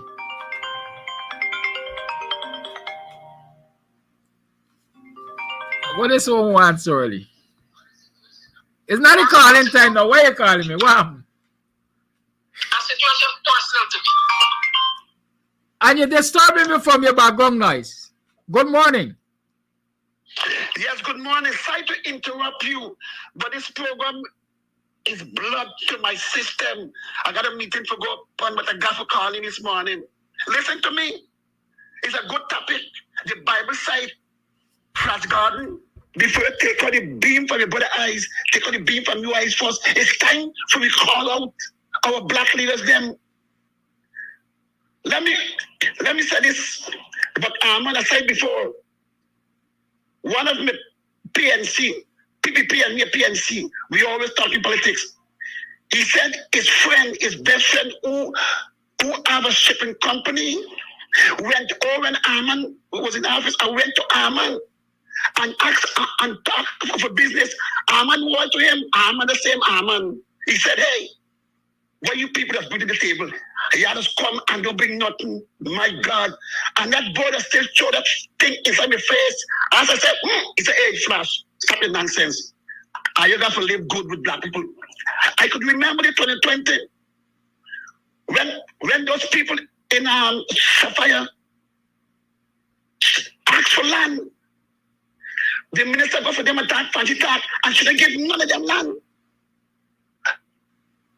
I could look, though that I don't like, James Bond. What James Bond is doing today is because of Arm and them. James Bond worked hard during the election. And what they do, they dump James Bond one side and did not, I don't give credit that belongs to. They dump James Bond one side and give corrector and others who did not work. James Bond spending money, we can see. I love politics. And make video to video. One time to Nigeria 2020 election day, them black people, my black brother and sister, go to the sun, waiting for justice. Guess what happened? Going to jump in the car for driveway, one black sister. I don't know if you could remember that. Light them across the road and hell no. You gotta come back and tell us something, man. Don't do that to us. This was going to know the president.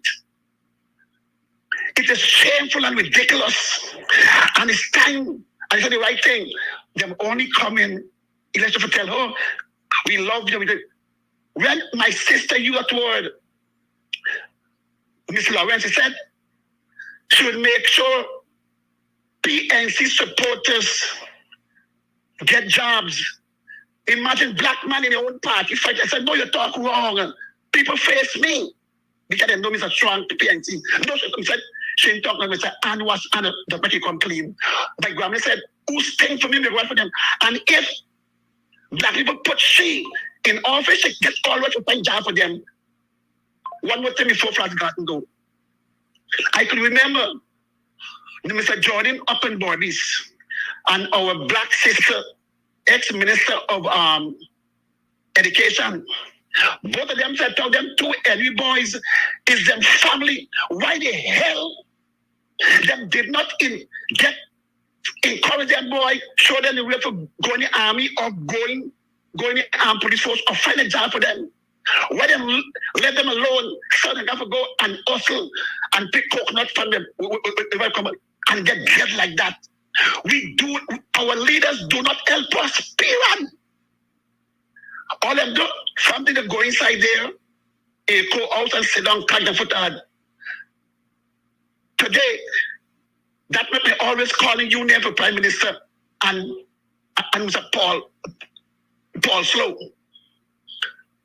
When Paul Slow retired, I believe, I heard, well, it's alleged, I ain't said, that Mr. Paul Slow and the next friend from America go home and build a street. So if the people them could get proper street to walk on. That's what Mr. Paul Slow qualified to be Minister of Home Affairs. It's time for we call out name and black people in Guyana must tell Abinatan who y'all want there. He must not pick the people they must pick now. Because people who like yourself talking every day and show us. Thank you for your time. Thank you for your call. Don't mind you distract me. Yeah. You know, we have to be honest with ourselves. We have to hold leaders accountable. We have to have these conversations. Leon Walton is saying, while you correct Flash, we don't want this kind of discussion. So what are we going to do? Go into another election.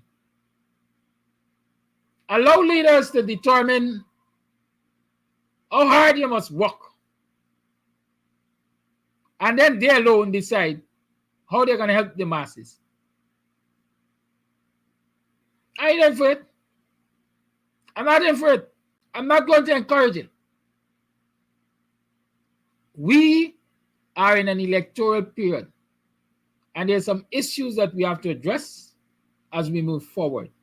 One of it is the way our African Guyanese leadership handles resources and the business of the people.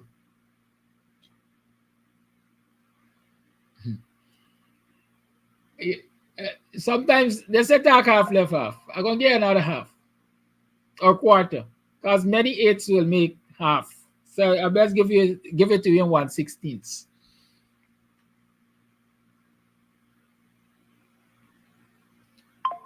I know people who are national, I would say national cultural leaders in this country, who by virtue of being national cultural leaders have had access not only to information but resources which could empower black people. What did they do? They grab it up in the name of national cultural leadership. And you investigate and see if the benefits of those resources have been meeting the people.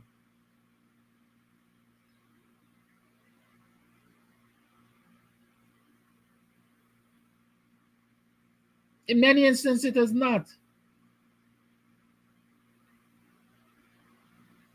But we will run to their rescue. They will run to us for rescue. We must rescue them by all means. But we must also hold them accountable. That's all I'm saying. Let's hold them accountable. We have a voters list with people on it like sand.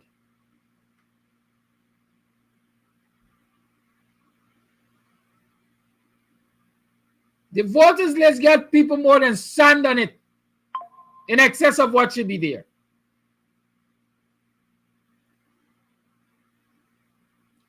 But you can't find the 32 people, assuming it's 32 of them, from the National Assembly any one day in front of GCOM calling for biometrics, calling for the cleansing of the list, calling for house registration. You cannot find your opposition representatives as a group in front of GCOM demanding the resignation of some people, demanding the cleansing of the list. You can't find them. But their names will appear on an electoral roll come the national elections or the next elections, next general elections.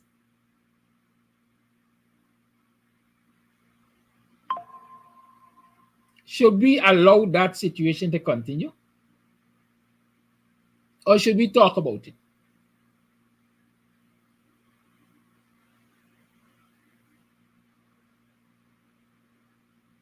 Huh? What should we do? Allow that situation to continue, or should we talk about it? The Kidaki Amsterdam, the Dennis Atwells, the Ronda Lane, the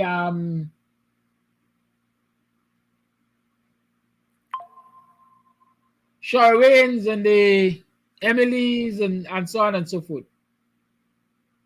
So go in front of GCOM every Tuesday and call for biometrics.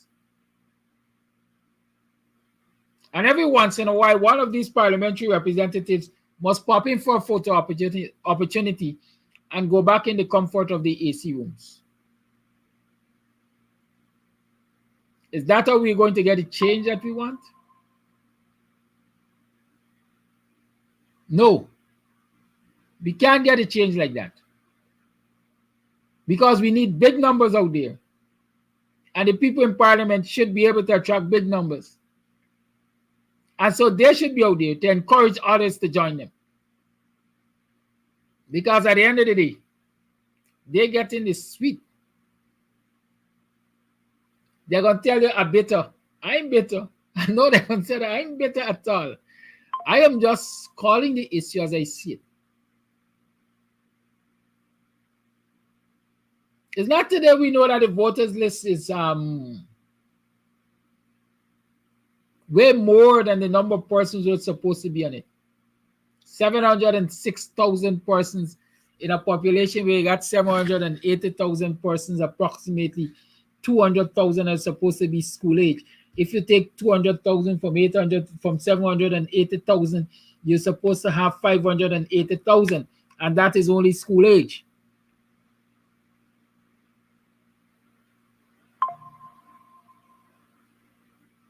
You have those who are not yet school age.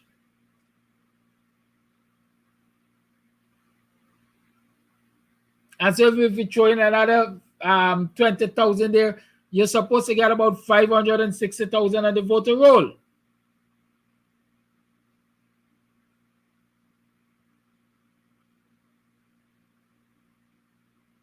And so when you're watching a voter roll that is supposed to be about 560,000 and you got 706,000, you know something is wrong.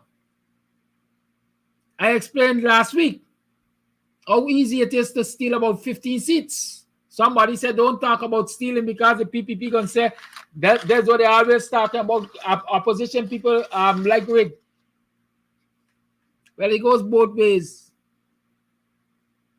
The opportunity to steal exists both ways. The PPP or the government could steal and the opposition could steal.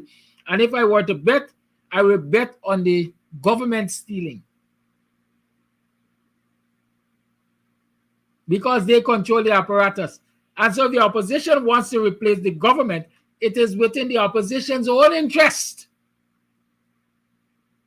to reduce the possibilities of anybody being able to steal. But we got a set of people sit back And all they're doing is talking about these numbers. As a matter of fact, none of them ain't even talking about the numbers.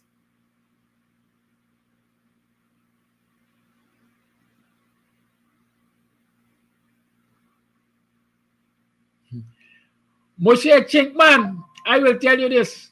They ain't got known that Jesus walking alongside any Yazudin. I could guarantee you that. Not that senior counsel. He knows what will muddy his water. And he stays far from murky water for the most instance. That use against walking alongside that Rudin. Keep that in mind. So there is a non-starter to start with.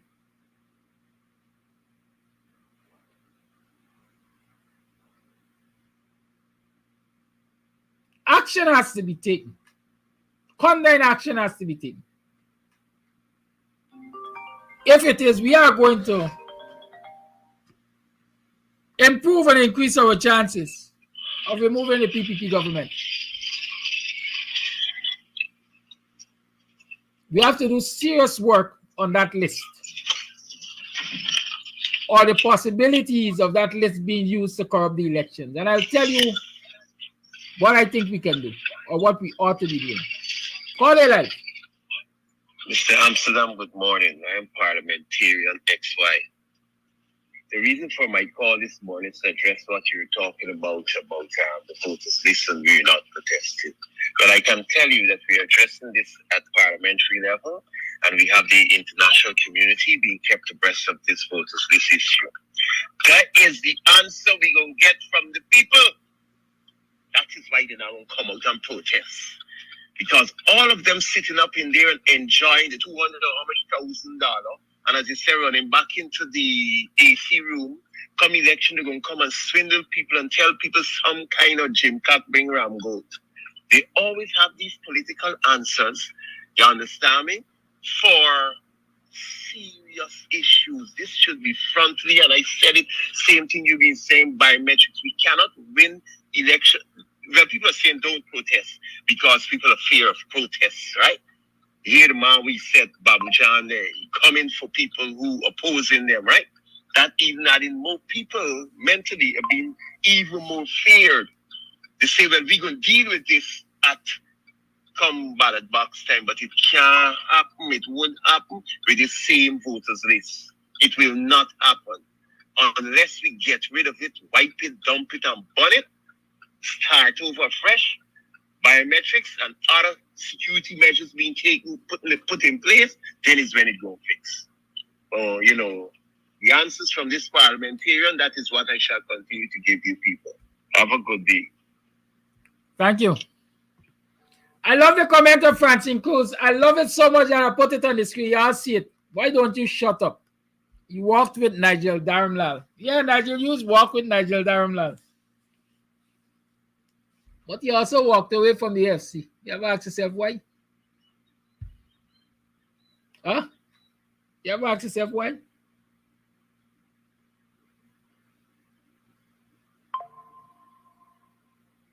I always say you must understand context. I always say you must understand context. He worked with Nigel Dharamlal as a lawyer. It's his profession. As a politician, he has more choices. He could choose who he wants to align with politically. And so far, quite frankly, if you've been listening to him over the years, he hasn't aligned with a soul since he walked away from the FC. Why do you think he's going to align with people who have allegedly all kinds of dirt to be thrown at them? Election season is mudslinging season. You think a man like Nigel Yuzu has taken the time to cultivate that squeaky clean image would allow anybody to, or will squander it by linking up with anybody what a mud might stick on him? Something got it wrong with y'all. I tell you all about being sentimental in these discussions. You can't get sentiments in this discussion. You have to address the issue as the issue is. You can't be too emotive on it. You just got to deal with facts. Let the evidence speak for itself. Analysis. Any of you willing to bet? Any of you willing to bet that a possibility exists? Niger will walk alongside Azuddin as a political team. I'd bet them Guerra, man. I ain't got much else. I get really right. Anyhow,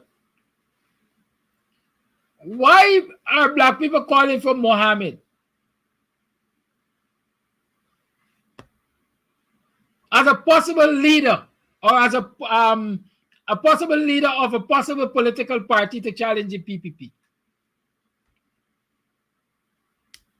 Because black people see two things.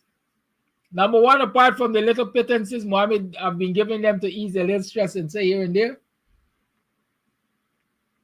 they see Mohammed as the people or the person who has the kind of resources that they believe is necessary to remove the PPP from office.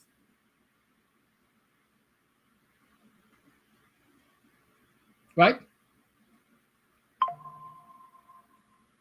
And it brings me back to what I was saying earlier about the challenge of the coalition, the challenge of the opposition being resources. And who controls the resources, and so it's difficult for them to access the resources.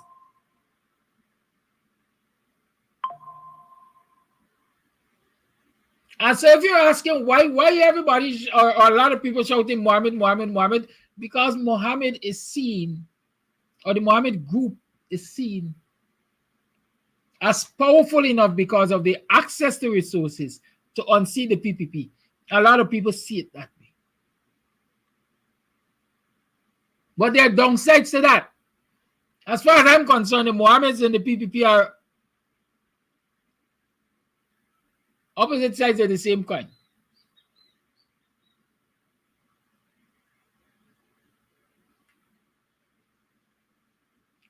Right? Two sides of the same coin. One is fighting to stay in government.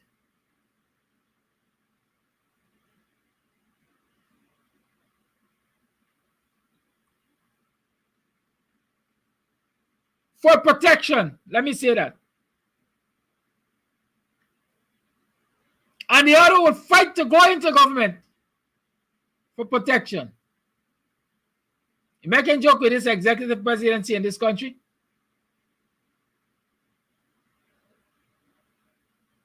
When you in the government in this country, you're untouchable.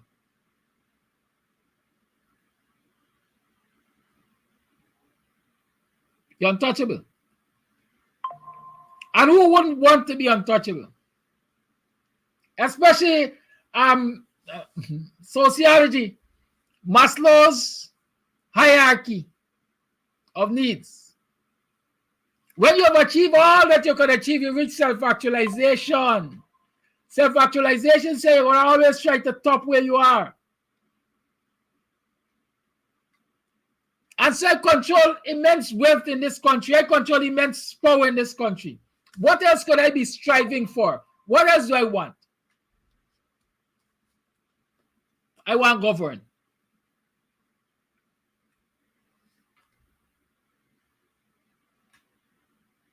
I want to govern. I want to be protected, untouchable. So, don't worry that thing, right? But back to what I'm saying, what I think needs to be done, and what should be done to deal with this list issue. Let me go back quickly. The list is the way it is because the acting Chief Justice some years ago ruled that nobody could be taken off of the voters list. Is that what they said?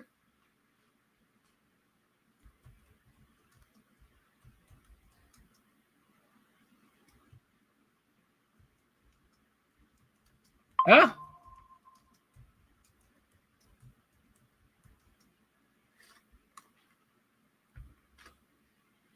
Court rules no one can be taken off of the voters listing and names cannot be removed from the National Register. Right? That is what it says. Newsroom Guyana on the 14th of August in 2019 said Chief Justice Roxanne George on Wednesday ruled that the ongoing house registration exercise cannot be used to remove people from the National Register of Registrants. GCOM outlines 2 methods to clean the voters list. Let me read the 2 methods to you if I can quickly. GCOM says law outlines 2 methods to clean up voters list. GCOM on Friday insisted that it could remove the names of persons from the National Database of Registration based on the existing law. Whereas the various positions have been duly noted and extensively ventilated at the meetings of the Commission, it was determined that GCOM cannot act contrary to the legal provisions enacted in the National Registration Act, Chapter 19:08, GCOM said in a statement. GCOM in a lengthy statement says it is not ignoring concerns about the size of the preliminary list of electors. It contains the names of more than 680,000 persons. That was then. Now it got more than 706,000. That election management body says the existing law allows for the removal of the names of persons only if the General Registrar's Office certifies that they are dead. So in the first instance, the person got to be dead. And the General Registrar's Office, that is GRO, has to certify that. GCOM also says that names of persons can also be removed through the objections process. So you could get removed in 2 ways. Either the GRO certifies you're dead, or successful objections are made to you being on the list. Let me examine that for you. GRO is controlled currently by the PPP. You got a man named Cummins there. I wonder if he's still there, but that man was sent there as soon as the PPP got into office to corrupt the whole story over there. You think Cummins, who's a PPP implant, is going to provide any information to GCOM to get dead people off the list? Think again. It ain't gonna happen. Not when the list favors the PPP stealing votes to remain in office. Because if the PPP steals, if the PPP remains in office, Cummins remains employed and empowered and enriched. Simple reasoning. So don't look at GRO for doing nothing. The other one says objections. If you are to object to the presence of any name on the list, you have to have documentation to prove that your objection is accurate. For example, you see a dead man name on the list and you want to get it off, you got to provide a death certificate. You have to provide a death certificate to prove that the man dead. You see somebody who has been living overseas for the last 40 years and has not returned to this country for that period of time on the voters list, and you want to get them off, you got to prove. You got to provide a documentation to prove that they have been out of this country for the last 40 years and has actually given up citizenship. Where are you getting that kind of information from? Where are you getting that kind of information from to do it?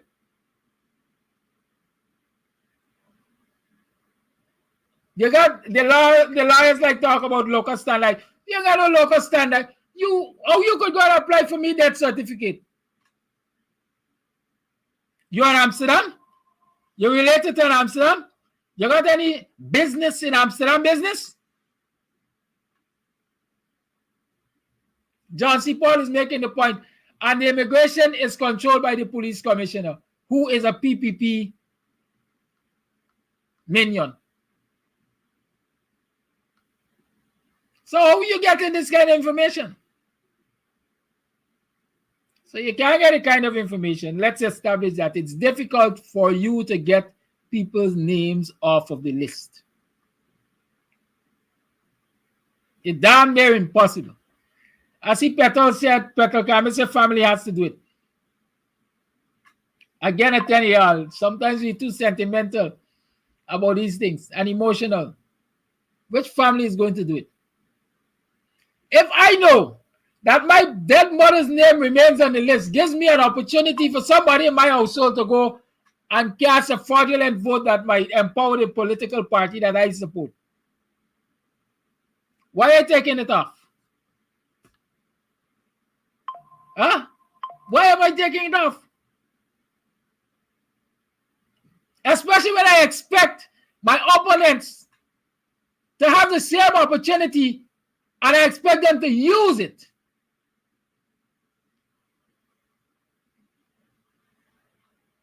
If I expect Anil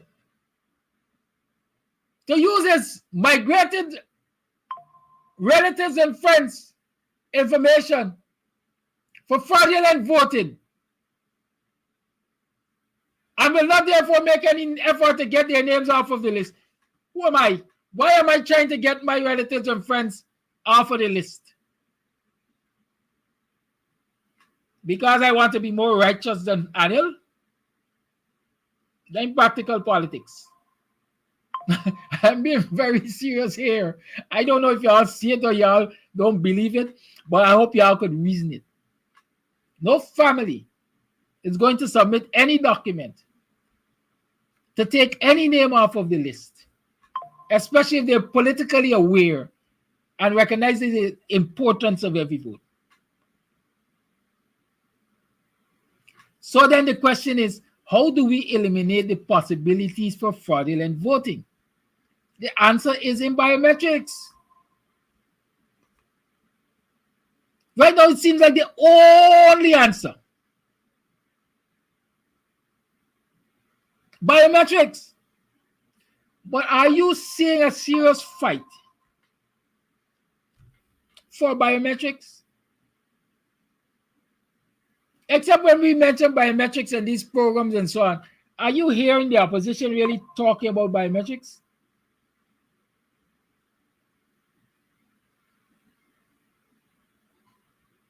Roxanne says it's crazy because in every democratic country, they update their voters list every year. It's crazy, yes. Because in most of the countries that we refer to as democratic countries, they have interconnected systems. From the time you're born, you're in the system. And the system tracks you every step of your way, every milestone.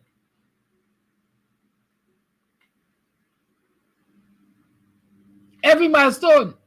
So when you're born, you're in the system. When you become 18, which we consider adulthood, or eligible to, in fact, when you become 14, as in the instance of Guyana, eligible to get an ID card, the system pops you up and say, hey, this is a list of people eligible for ID cards. The State Departments in many of those countries will automatically notify you or your guardians. This individual is eligible for ID card. We need X, Y, and Z to prepare an ID card.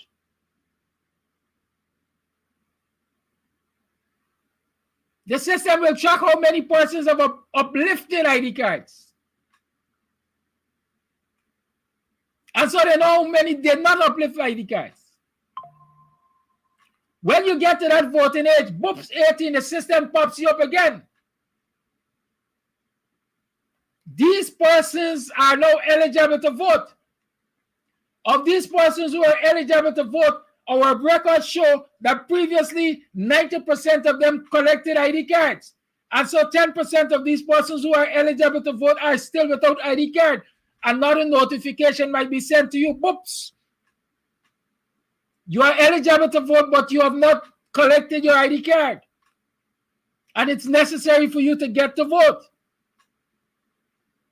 And the system tracks you like that. When you become age 50 or 55 for retirement, the system pops you up. Say, hey, you coming up for retirement in 10 months. These are the processes you need to complete before you retire so that you can get your benefits.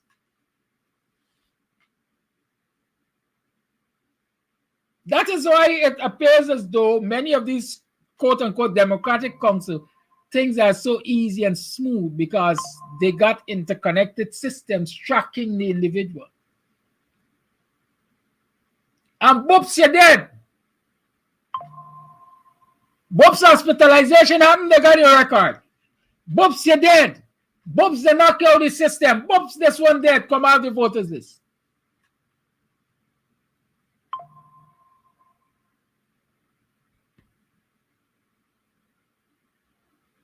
And so it is almost automatic that these things happen.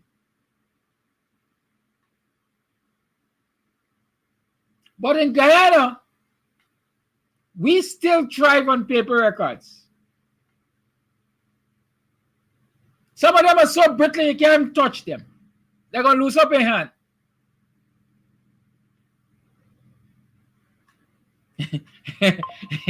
Esikivano, let me tell you this, Esikivano. No, I don't ink thing. The older Guyana knows.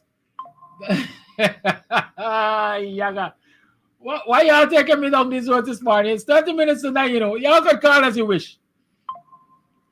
Right? Hear me? The older Guyana knows. Both PNC and PPP people, opposition and government people know. The ink is joke.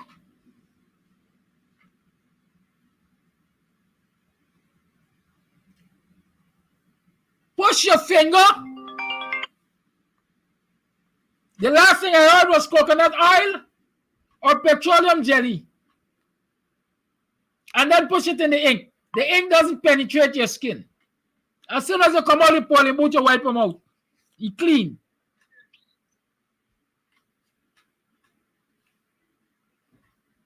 You clean. You can't go imposter vote somebody. So true actor asking if it was a prophet. What we talking about prophecy about? Right? I'm pretending to be nothing that I'm not. Y'all give me a minute. Somebody at my gate. I gotta tell him what to do.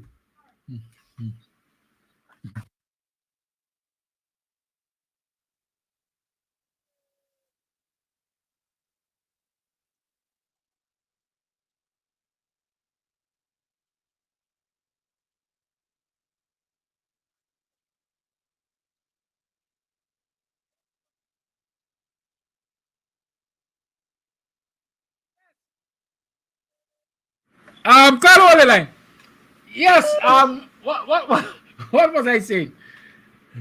Anyhow, let's take this call and go back to what I was saying. I think I missed it. Call the line.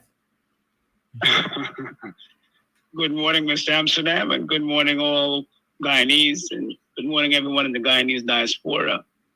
I just want to touch on two topics. The fact that you raised this GCOM issue, voting and biometrics. Mr. Amsterdam, you know, when I saw Attorney Darren Wade went to court, I was very surprised on the teachers issue. It showed me that concerned persons or persons who are in the political circles can go to court on a lot of these issues. And listeners, we by now can be aware that opposition leadership can go to court on these issues. And these issues affect us because if we don't have a fair chance at preventing rigging, then we're setting ourselves up to lose again, as we did in 2020, or to be put in a losing position. Firstly, biometrics already exists. I spoke about this a few months ago. Biometrics exists. And the attorneys who will be around APNU, they knew biometrics exists. Vincent Alexander, a brilliant individual, he knows biometrics exist. So why not go to court and approach the argument that there needs to be fair access to the biometrics that is already being facilitated by the government. I don't know how it is that the passport office could be using biometrics. The birth certificates could be using biometrics. The monies could be using biometrics. I'm showing you different parts of the government that's using biometrics already. So why is it that GCOM has been discriminated or left out from participating equally in the Constitution? The Constitution says there must be equity and equal protection. So who is protecting GCOM? Now, all of us have to go by way of GCOM. Mr. Amsterdam, I want you to think with me. You are going to GCOM, but when you go to GCOM, the Constitution doesn't protect you, Mr. Amsterdam. It excludes you. It says you can be protected in all other agencies, but when you come to GCOM to vote, to decide the president of the country, we're going to exclude you. We're going to say that you can't be protected by the Constitution when you try to register or to try to vote. Now, Mr. Amsterdam, that's an easy win for APNU because the Constitution has to be properly satisfied where GCOM is concerned. So that's an obvious. Coffee. Yes, sir. Do you know elections in this country are governed by the Representations of the People's Act? Yeah. Good. Does the Representation of the People's Act provide for the use of biometrics?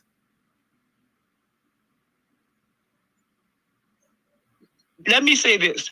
The Representation Act has to follow and obey the Constitution. Every law has to obey the Constitution. If God come to Guyana, he got to obey the Constitution.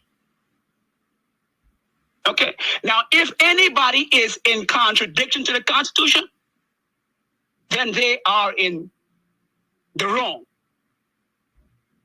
Okay. I wish you could get Mr. Paul Slow on there or Nigel Hughes or Dan Wade to talk about this. And, so the Constitution has to protect every agency. Look, it's protecting finance. It's everybody else, but it's not protecting GCOM. ROPA is a big law, but ROPA don't trump Constitution. Okay, ROPA has to obey Constitution. But okay. Listen, I mean, we got about 14 minutes. I don't want you to, I don't want us, let me say, to take up all of that 14 minutes. Yes. But what I'm trying I know. What I'm trying to understand here, and note I said I am trying to understand. Yes. ROPA is a part of the Constitution. But ROPA, at least I would want to say, let me say the preamble to ROPA says that everything electoral is governed by ROPA. Good? Yes. Yes. And ROPA doesn't, as far as I'm hazarding a guess here, because over the years I've never seen it argued, ROPA doesn't demand biometrics at the polling place. It provides a biometrics prior to the polling place. Okay. Right? Because let me finish. Because you have to, they take your fingerprint when they come to register you. They take your photographs when they come to register you. They take the color of your eyes, etc. when they come to register you. Those are biometrical things. Right? Exactly. But I totally agree. When you get to the polling place, there's no provision in ROPA for those things to be used, at least not electronically, to verify you. Let me finish. To verify you as a voter. Right? Good. Now, previously, attempts were made to deal with this quote-unquote fraudulent voting by the introduction of a voter ID card. You remember that? Yes. What did the courts do? Well, I don't remember specifically what they did. It was challenged in court, and the court said it was illegal. Go ahead. Right. Good. Now, let me say this. As you know, a lot of things have been pushed as being illegal until we challenge them, come to find out that the courts were wrong at that level. Good. Now, we shouldn't look to ROPA so much, Mr. Amsterdam, because ROPA is an act. ROPA is just a law, an act. I think it's of 1964, the Restoration of the People's Act. Now, the Constitution is the woman that gives birth to all acts in Guyana. Okay? Now, ROPA has to satisfy the Constitution. Good. When ROPA is not satisfying protections which belong to each voter, then ROPA needs to either find a way to satisfy each voter, or ROPA is in violation of the Constitution. See, the yardstick is the Constitution. The yardstick isn't ROPA in this case. When we are measuring ROPA on the scale to see if ROPA is falling short, who do we measure ROPA against? We juxtapose, we measure ROPA against the Constitution. Where? On equal protection. How so? Why? Because we're saying that other agencies are being protected equally, but when we go in the line at GCOM to utilize ROPA, we are not being protected equally because we're not being allowed to access things which are being accessed in other agencies, biometrics, but it's not being accessed here in GCOM. Now, you pointed out that there are parts of the process of GCOM which utilizes biometrics. So then it logically occurs. If you're utilizing it at other instances, then utilize it all the way through. If not, it's even a better case for due process. That the process is not properly facilitated. The process falls short. And the only way we can ensure that all processes are in compliance with the Constitution is to apply them equally and equitably. And therefore, that is protected by the Equal Protection Clause of the Constitution. Anyway, I'm not going to take up their 14 minutes, but we should have a ballpark idea. For the lawyers out there, that's the way to approach it. Once again, we could follow up tomorrow, Mr. Amsterdam. Thank you for your call and your consideration. I got 2 voice notes to play. Let me play them for you guys.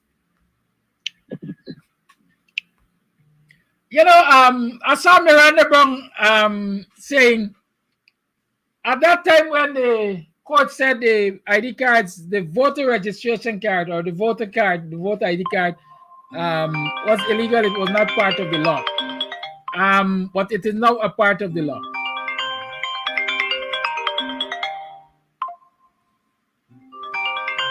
Miranda Brown, you're helping me to make the case that in order for us to get biometrics, the laws have to be changed. And the question is the PPP willing to make adjustments to the law so that biometrics can be used at elections so that we can eliminate the possibility of fraudulent voting? That's the question. Because everybody knows or should know by now, for biometrics to be used at the polling places to eliminate the possibility of fraudulent votes, the law has to be adjusted in some way, shape, or form. Constitutional reform is what we call it, this big thing, constitutional reform. Is the PPP willing to do constitutional reform to ensure that biometrics can be used to give us the opportunity for a free, fair, and credible election? Miranda Brown, I'm asking you, I understand you are a cabinet member in the PPP. I get your files, you know. Call your life. Yeah, good morning, Brother Kadaki. And with that last point you make, let me just address it quick, and then I'm going to move to my contribution to the program.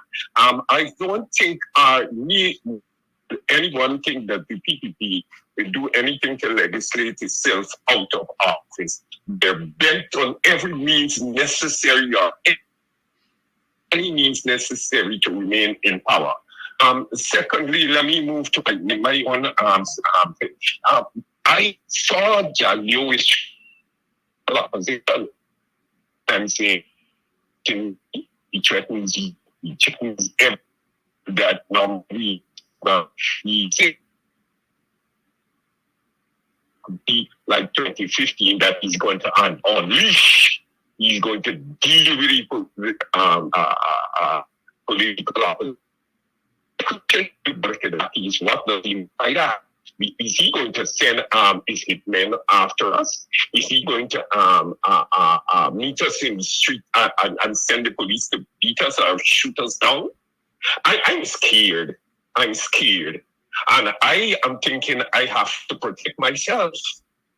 And if the special branch and CID normally listen to these programs, and I'm saying that you guys saw who draw the first blood, who made the comments, so that if anybody should react, you have no right to go after anybody.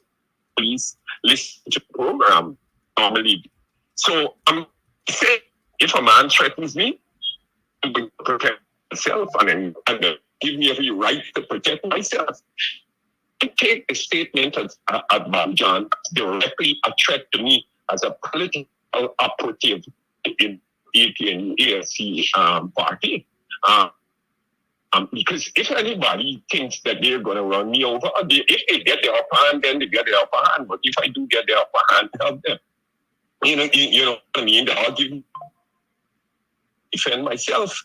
And I'm calling on all activists of the APN AFC to take note of John Yo's threat to destroy us. He said he would deal with us condignly. What does he mean? Don't you think that this man should have been taken before the court, Darren Wade or Ricedale Ford or someone of our lawyers should file an action in the court and let this man explain to the court what did he mean by that? I know I'm scared, and if any, I will take every measure to myself. You understand what I'm saying? You know? Are you there? Yes, I'm here. Yes, and so I'm political. Yes, be careful of John's utterances and what he said. Thank you, Kola. Protect yourself. Thank you very much.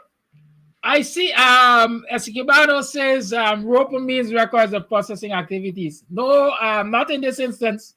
It's representations of People's Act. Representation of the People's Act. Good. Sorry, I won't be taking any more calls this morning. Representation of the People's Act. Good.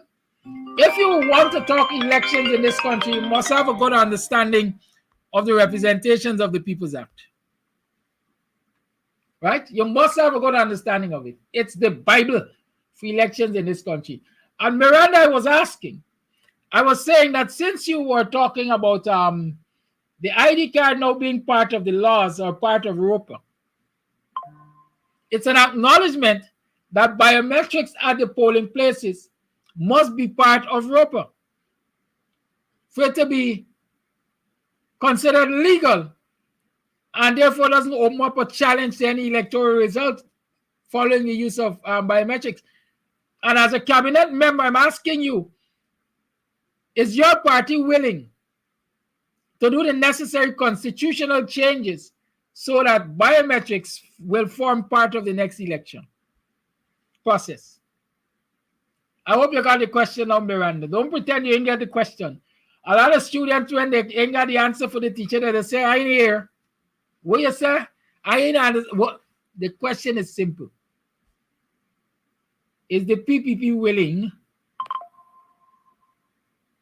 to reform the Constitution to allow for biometrics to be acceptable for the next elections? That's what I want to know.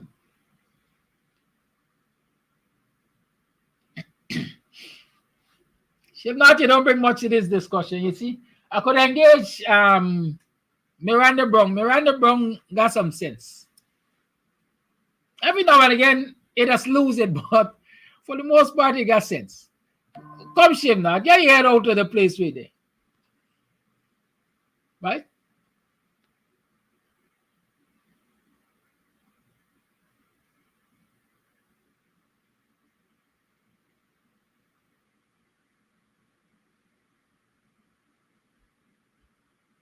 This is a political answer.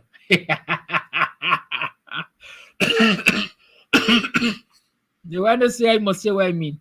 I say what I mean. I didn't ask you anything about electronic voting. Are you saying electronic voting is going to eliminate the possibilities of fraud? Ask Trump. Because there was electronic voting in the US elections, whenever it was. So, and Trump said it was fraudulent. Good. How does electronic voting eliminate fraudulent votes?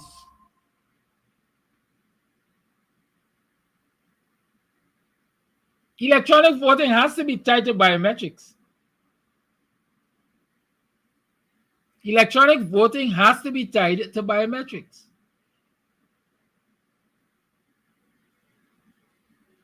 That is how you will eliminate the possibilities of fraudulent votes. So don't try pull over me.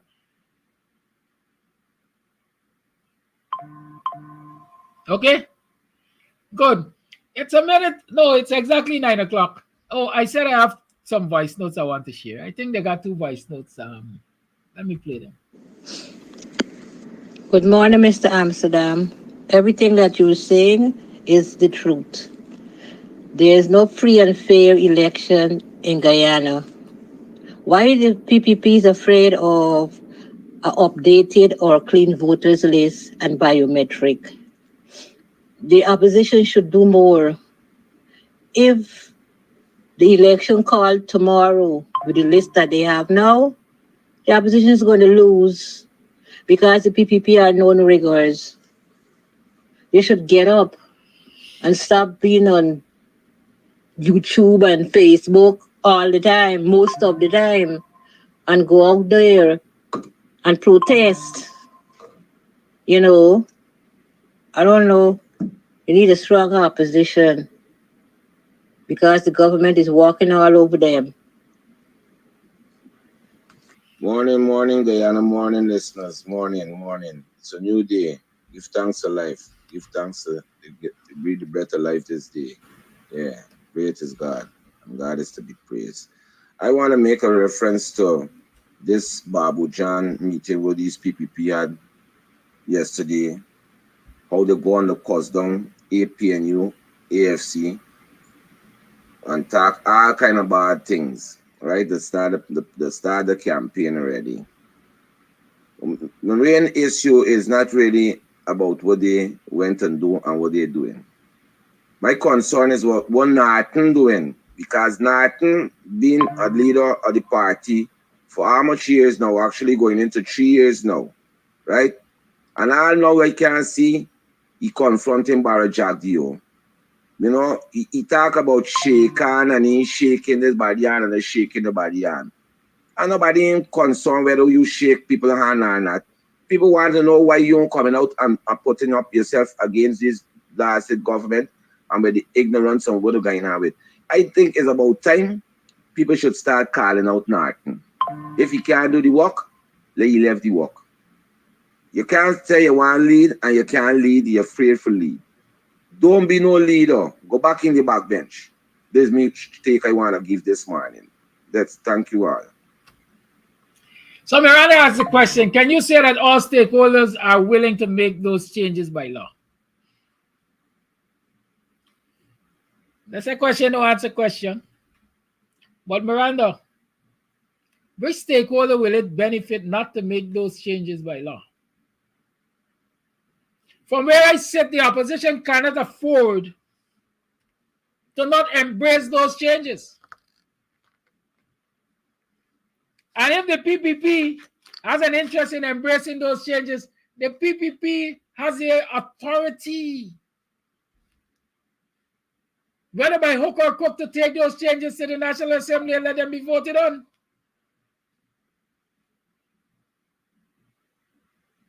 And so, Miranda, let your folks demonstrate that the opposition is not interested in those changes. How do you do that? By taking it to the National Assembly. And let them vote against it. You know, we can call for division of the House, right? Conscience vote. We can do that.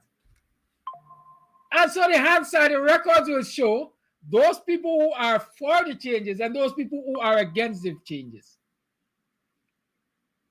And then you can come out and say definitively, you see, they're the only talking they want.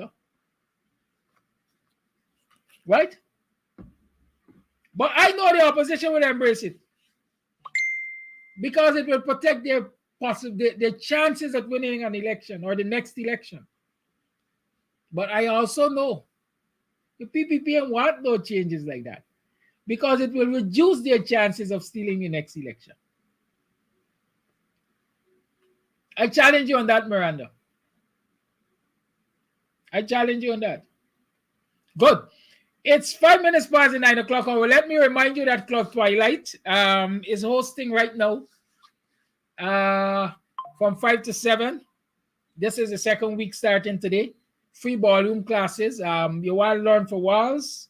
Come to Club Twilight from 5 o'clock this afternoon for the rest of the week.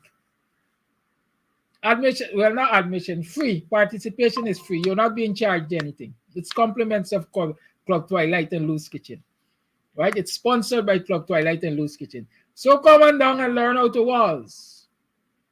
Ballroom dancing. Come and learn, you know, at least the introductory steps of ballroom dancing. Come down and have fun.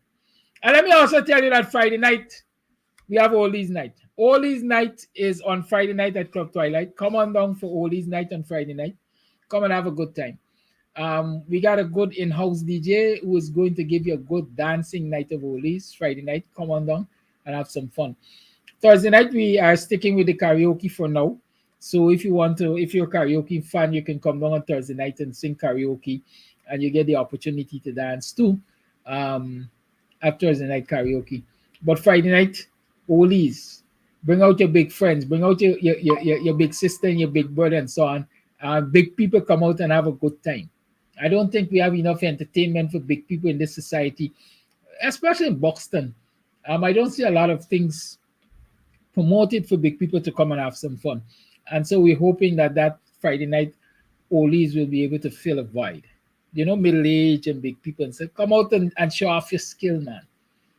And so because we want to cater for those young people also who might want to partake, you have this free ballroom dancing class.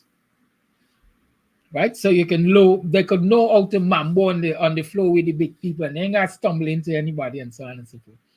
But so come on down and have a good time. Wednesday, Thursday, Friday, Saturday, we have our daily specials. We will continue to do metem and curry and mixed meat cook-up and other meals, fried rice and so on. So if you have an interest in coming to dine at Club Twilight Lou's Kitchen or you want delivery, hit us up, right? And let's make that arrangement for you.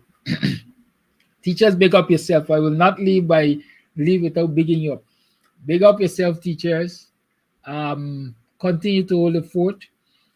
I know for a fact that, you know, I'm not going to end this program right now. A lot has been said about the first meeting of the teachers and the GTU representatives or teachers representatives in the GTU and the government's representative in the education ministry in terms of what they agreed to. Well, kudos. The minutes of that first meeting were released and it supports the teachers' claim, the GTU's claim, that the salary matter is to be considered from 2019 to 2023.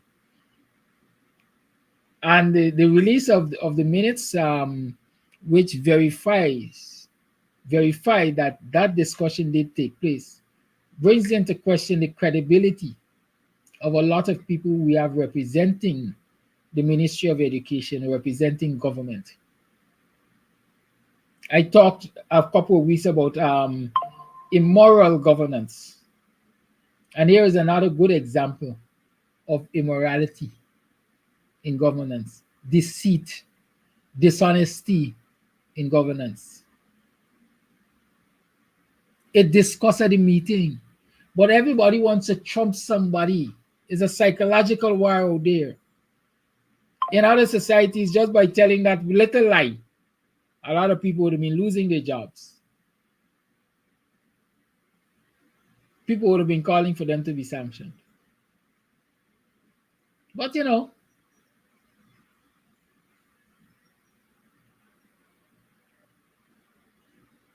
in Guyana, we let a lot of things pass. In the Caribbean, we allow a lot of things to pass. But the minutes are out there. And they are on the side, the facts are on the side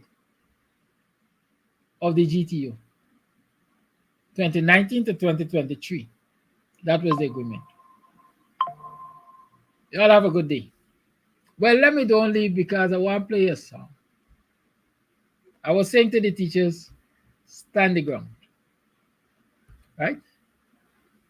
Stand your ground. Some of y'all need to put on the Gideon boots. And so I'm going to leave you with Gideon boots. Put on your Gideon boots and prepare to stand the ground. Tomorrow, the teachers are going to meet again. The GTU reps again will meet with the Education Ministry again. And if things are rocky tomorrow, then teachers might be preparing to really step into the Gideon boots. Step out of them slippers, step into some Gideon boots and tramp down prayer again.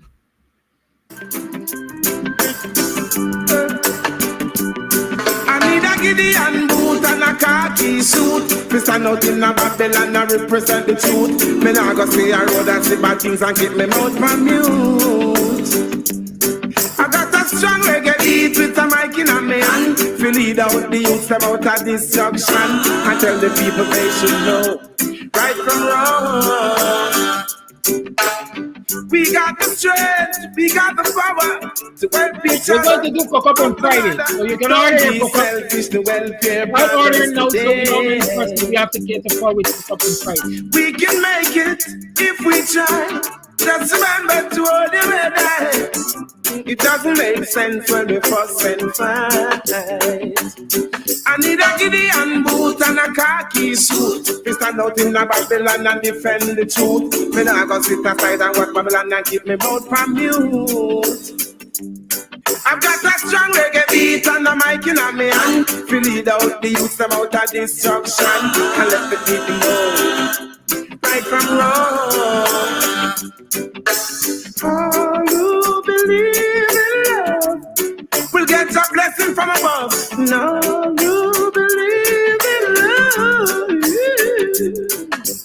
Oh, you believe in love will get a blessing from above. No, you believe in love. Calling on the leaders of the world today. Yeah. Give a light to the poorer class, I said, yeah. Got to let the people know the right from the wrong. They are depending on you to lead the way, yeah. People just be wise, believe in yourself. The future generation depends on you. Hey. Show a little love in your heart and let the people know there's more to life. I need a Gideon boot and a khaki suit. We stand up in a Babylon and defend the truth. Me nah go sit aside and watch Babylon and keep me mouth from mute. I've got a strong reggae beat and a mic in a me hand. To lead out the youth about a destruction and let the people know right from wrong. Oh, you believe in love will get a blessing from above. No, you believe in love. Oh, you believe in love will get a blessing from above. No, you believe in love. Hey, think about the hungry, think about the naked one. Hey, think about the fatherless and the motherless.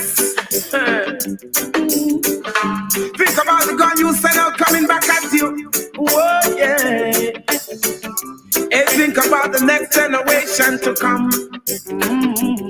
I need a Gideon boot and a khaki suit. This is nothing in Babylon, I represent the truth. Alright, I know me now go stand around and keep me mouth from you. I need a thing where the beat with a mic in my hand.